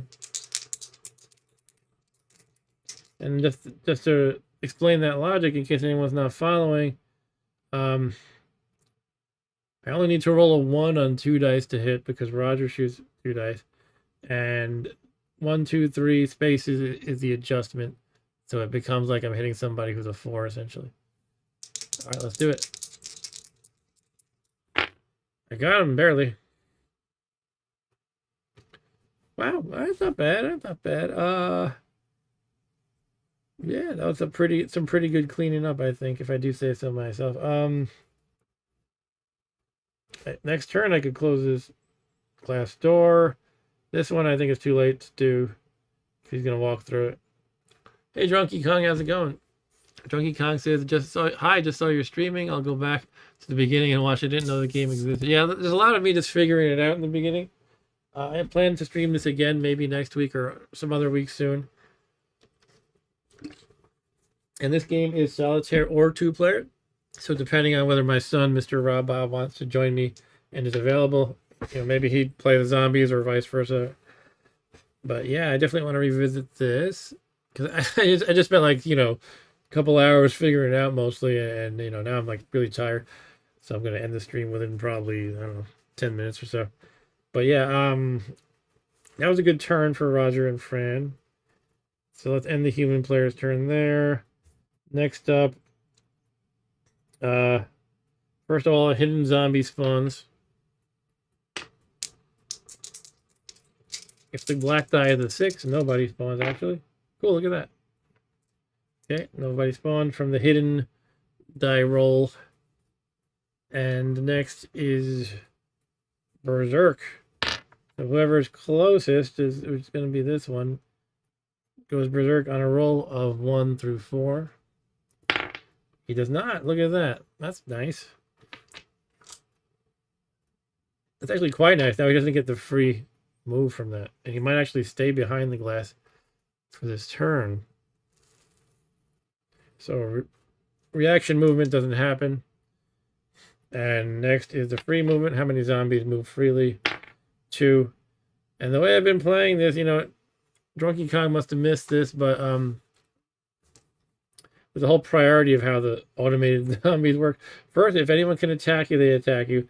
Next, if anybody needs to move clear of the doorway, they do so. And they move anyone in the way as well. And I'm not sure if you're supposed to count that as 1 move or, in this case, 1, 2, 3, 4, 5 moves. I've been going with the latter, which will basically mean they've already gone above their move limit of 2, and I'm making them stop there. I might be cheating on that one, but I keep saying I'm going to have to look that up later. Anyway, I'm going to count it as their entire movement. So 5 of them are moving down here. All right. So now they attack, or they don't because nobody's on top of me. And then zombie generation. This is when they appear at one of the doors. Basically, I roll for which of the north, south, east, and west doors they appear at. The chart says, this is for Drunkie's benefit, it says which ones, which location they appear at. Sometimes 2 of the doors, sometimes none. Because I've closed the west door, and part of my objective of the entire game is to close all the doors, if I roll west, nobody will appear there. So that's good. The more doors you close, the more you stop their appearance into your mall, basically. And Drunkie said my favorite zombie film. Cool, this is one of my favorites too. Anyway, let's see where they appear. A 6, which is north, unfortunately. Right where I'm dealing with these jerks. Alright. And that's their turn. Cool, I felt like they had a lame turn, which is great. Sometimes I'm the one with the lame turn.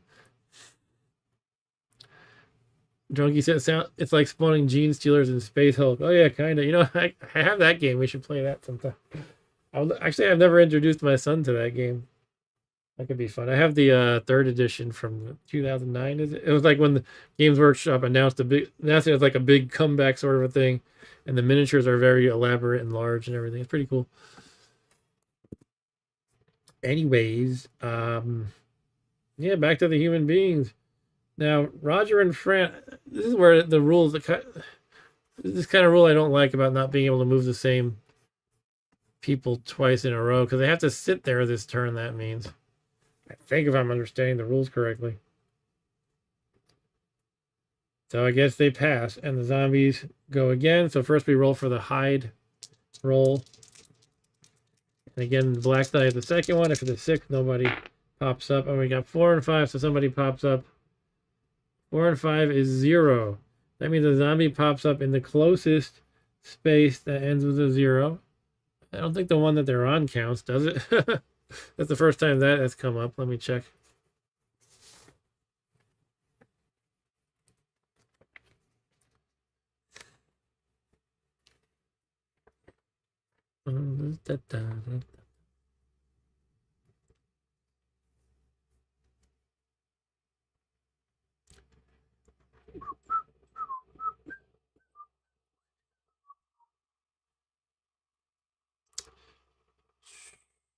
Square containing the number of the 3rd digit of its identity number nearest to the character that just moved. As a result, okay, so whatever closest is. I feel like they shouldn't spawn on top of you, so I'm gonna roll with that. They don't spawn on top of you. But the closest 0 would actually be this one, I think. Oh, cool! I can close that door and kill 2 birds with 1 stone. This one is closer, actually. Goalie Deli. It's just 2 away. Alright, I guess that's the one then. So the zombie pops up in the deli. I guess maybe it was behind the deli counter. Maybe it was eating all the meat. Okay, now we do Berserk. The closest one potentially goes Berserk because these are a tie for 2 away. I choose which one. I'll roll for this one then. 1 to 4, he goes Berserk. And he goes Berserk, okay.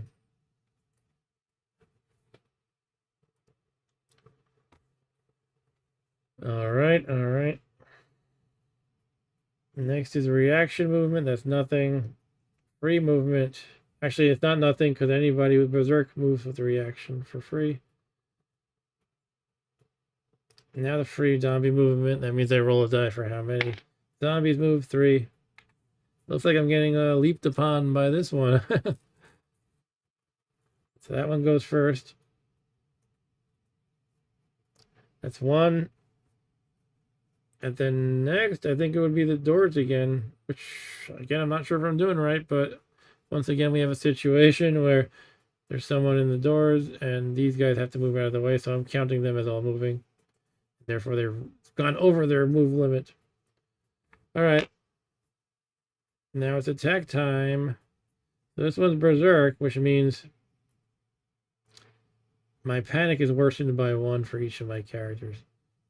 So both of my guys are going to try to shoot together, but first for Fran, her panic level is 3. That's the 3 number in the middle. It becomes 4. That means 1 through 4 is she panics and cannot shoot. Roger, he has a panic of 2 increased by 1, so same thing basically, but 4, 5, or 6, he's good. So first let's roll Fran. She needs a 5 or 6. She is panicking and cannot shoot. Can Roger shoot? He cannot shoot. Everybody's panicking all the time. All right. Now this zombie decides, is he going to attack 1 or 2 people? 1, 2, or 3 is 1. 4, 5, or 6 is 2. He's attacking 2 people. He's attacking both of us. All right. That means he splits up his attack number of 7. It's actually kind of good because now he goes from being quite dangerous to being pretty mediocre. You round down the number 2, so it counts as 2 attacks with a zombie value of 3. Look at this chart. This column is not super dangerous. 7 is quite dangerous, which was this one. So, by the way, Drunky, we already lost Peter and Peter and Steve got eaten by zombies already.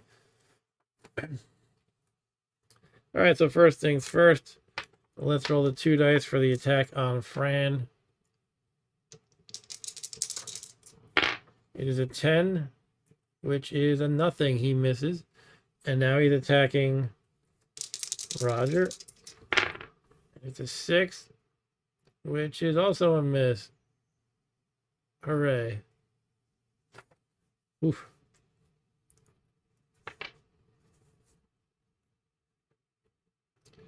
Alright, now zombie generation happens where they show up at one of the doors once again. 3, which is north and east. Ah, jeez. 2 of them. They're clogging up the hallways. My goodness. Well, at least I can move my guys now.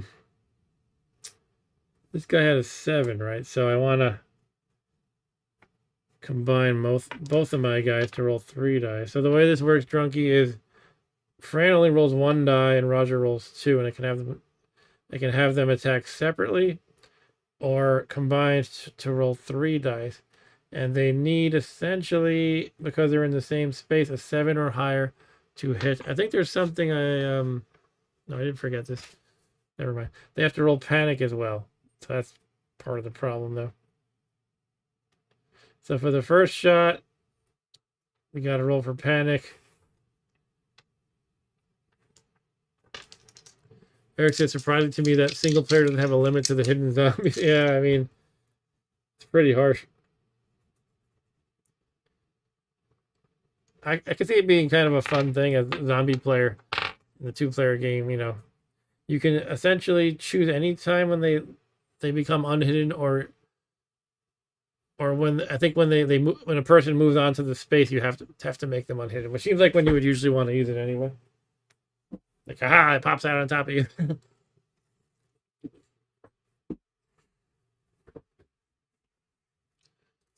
All right, so. Yeah, let's see if we can deal with it. I mean, we can always move away, but that costs a lot of movement points. So essentially, if I move these 2 as a group, we use the lower of the 2's movement points, which is Fran with 12. If you move away from a zombie who's on top of you, it costs 7 movement points just to break free, and also 1 to move. If I do that, I mean, at least I wouldn't have to roll for panic. But I wouldn't have much more move points left. But you know what? I have so many shots to make, and each one involves a panic roll. I think I'm going to just sit here and do it. Sit here and shoot them. All right, so Fran, first of all, needs a 5 or 6 to not panic. She panics. Roger needs 4, 5, or 6 to not panic. He doesn't panic. All right, so now we can roll 2 dice for Roger. See if we shoot and kill the zombie. 7 or higher is needed. You get them. All right.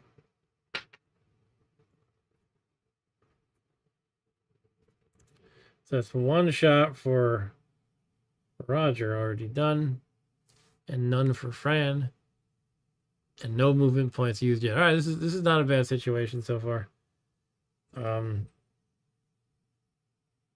So this one's, I think, because even though he didn't move yet, technically, I think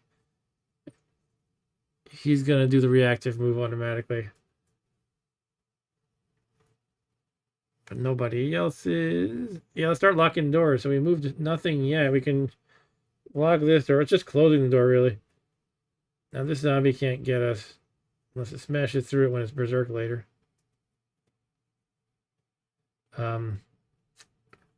So that's 2 with 10 movement left.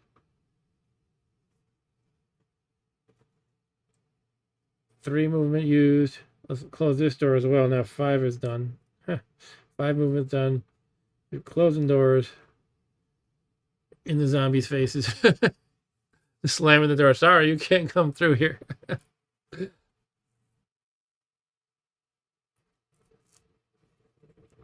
I wonder if it's better if I just shoot them. I don't know. All right. So what was that? 1, 2, 3, 4, 5, 6. And I say we shoot this one here.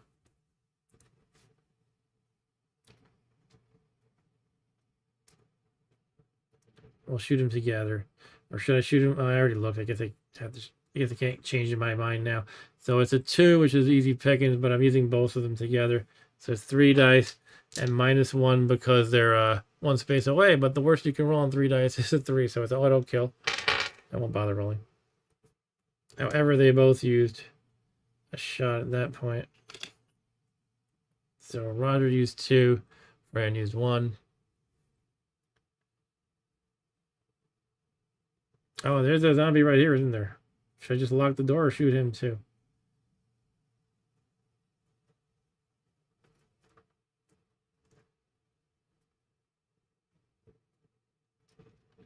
I'm gonna just lock the door. I kind of like this idea of locking the door more often. I think we're at 8 movement now. I don't know. I guess I got to count 6. I was here to start, right? Yeah, so I've used 8. I got 4 more.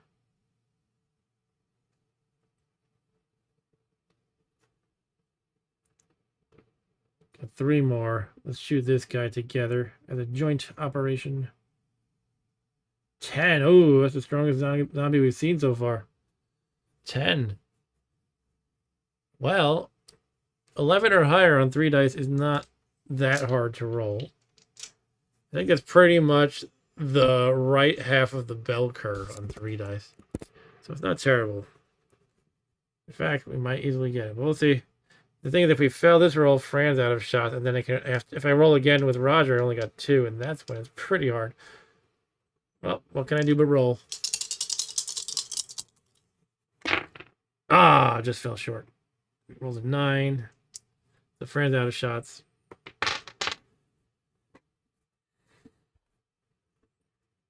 And I still have, I believe, 3 movement points left.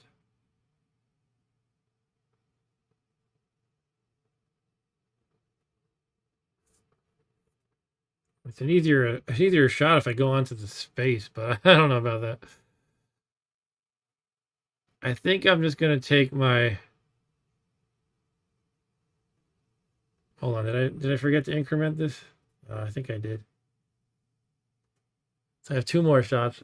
I'm just gonna take the 2 more shots and step away. I'll move back this way. I'm gonna try that. I don't know if it's smart, but I'm gonna try it. And what might happen is then one of these guys goes berserk and breaks through the glass. They can only break through the glass once they're berserk. But I don't know. Let's see how it goes. All right, so 2 more shots with just Roger means I need 11 or 12 on the 2 dice. I got 2 shots at it. Let's go for it. Come on, 11 or 12. Nope. I'm really not getting any rolls that make me go, yeah, I can't believe I made that good. I mean, obviously, they're rare for rolls for a reason. You need to be lucky. But I feel like over the course of the game, I've pretty much got no exceptionally good rolls. All right, let's see. Prove me wrong, dice. 11 or 12. Nah. All right.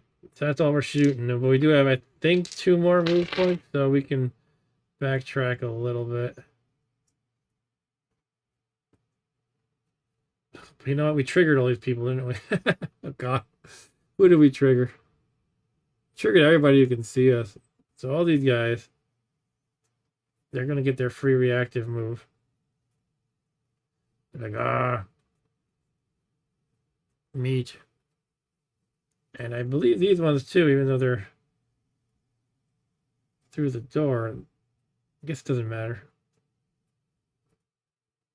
Okay, that's the end of the human's turn.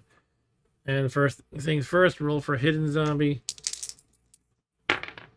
4 and 3.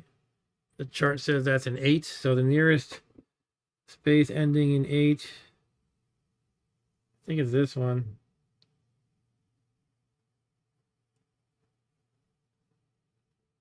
Or this one. I can take my pick. 6 and 1/2 dozen the other, I guess.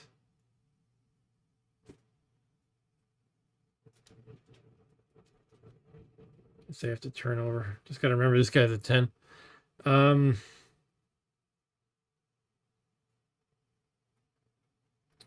Berserk. So yeah, I choose. Oh, this guy's only 1 away, so it's going to be him. 4 or less, he goes berserk, and he can potentially smash through the glass. It might be fun to see the first glass smashing of the game.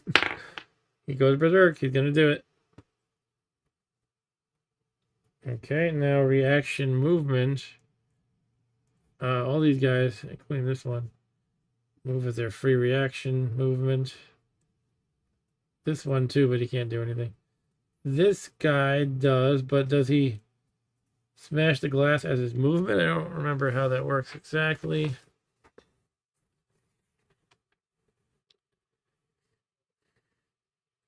That part of their movement or what?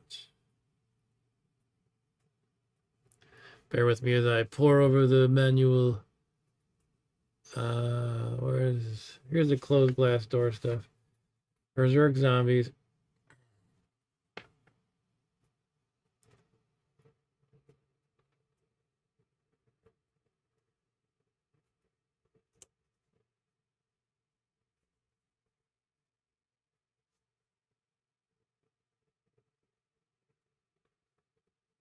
Berserk zombie unit may attempt to destroy a closed glass door.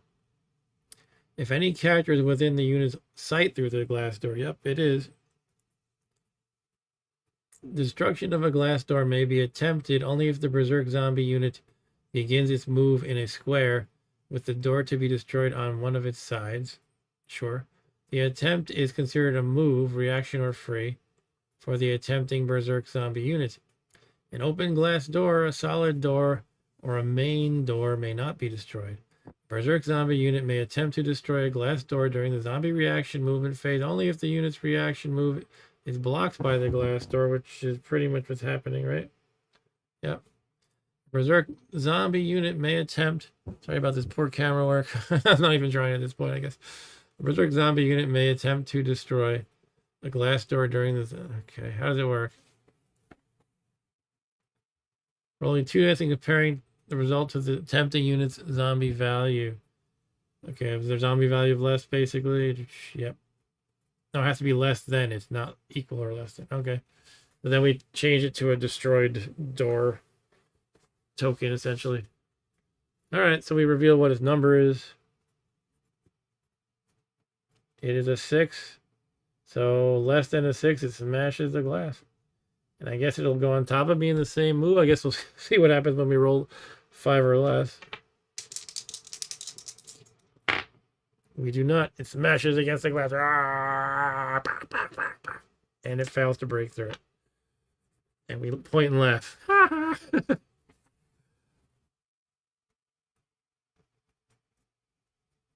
I'm thinking they actually didn't smash through any... Did they smash through any glass doors in the movie? I don't think they did. I think when they're getting into the biker scene with guns, bullets flying and stuff, I feel like some glass breaks. But I don't think the zombies ever smash through glass. I know they're like banging at the outside doors and stuff like that.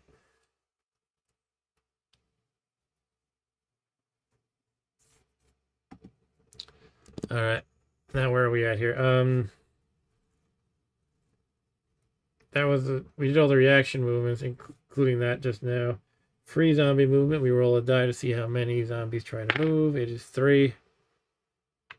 And I guess once again it comes down to this. I know. I think you can try that again because now the top priority is if a zombie can move on to you, it does so. So I think it's gonna try to smash the glass again. Yeah, I think that's how it works. So let's roll that, I suppose. 5 or less, then it smashes the glass. What did I roll for a zombie? 3? I don't know. 2? I think I rolled a 2. How many zombies move? Guess I can rewind my stream, but it failed. That's one move, not successful. Let me just rewind to check my roll. I think it was a 2, right? Sometimes I'm not good at getting the die roll in camera frame. I rolled a 3, it looks like. Okay. So yeah, I guess the next thing is what I've been doing is the guys on the right are all going to move, and I'm counting them towards the die roll. Because look what we have on the east side here. Jesus Christ. All right, so I'm saying they do this, and that's it.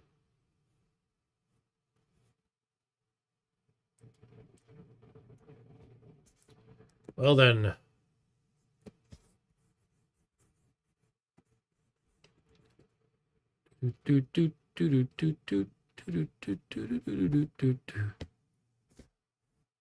All right. I think I might have to call here. I'm getting too tired. But yeah, this is an interesting game for sure, especially since I heard I mean, it's not perfect and definitely of its era, but I heard so many bad things about it. But by the board game literati who need all these new and tight designs, and the gameplay must be under an hour and all that stuff. There must be a low look factor. So yeah, I've heard so many bad things, but I think it's really good. Not perfect, and it doesn't try to do too much. It actually, one of the things about Dawn of the Dead is I feel like it's kind of epic in scope and there's so much going on. But really all this is some zombie skirmishing. It's only like a small portion of the movie, sort of. But yeah, neat game. And yeah, I do want to play it again. And like I said earlier, maybe I'll try to get Rob Bob to join me next week if he's available to do so. I have something going on Saturday. So, oh yeah, 2 weeks from now, I'll be at a friend's house, a friend's apartment for his game day. So I probably won't do a stream in 2 Saturdays for now. But next week I should be good. Yeah, maybe this game will happen again next week. So it's time to say goodnight, sadly. But yeah, thanks for watching, everyone. Thanks, Eric.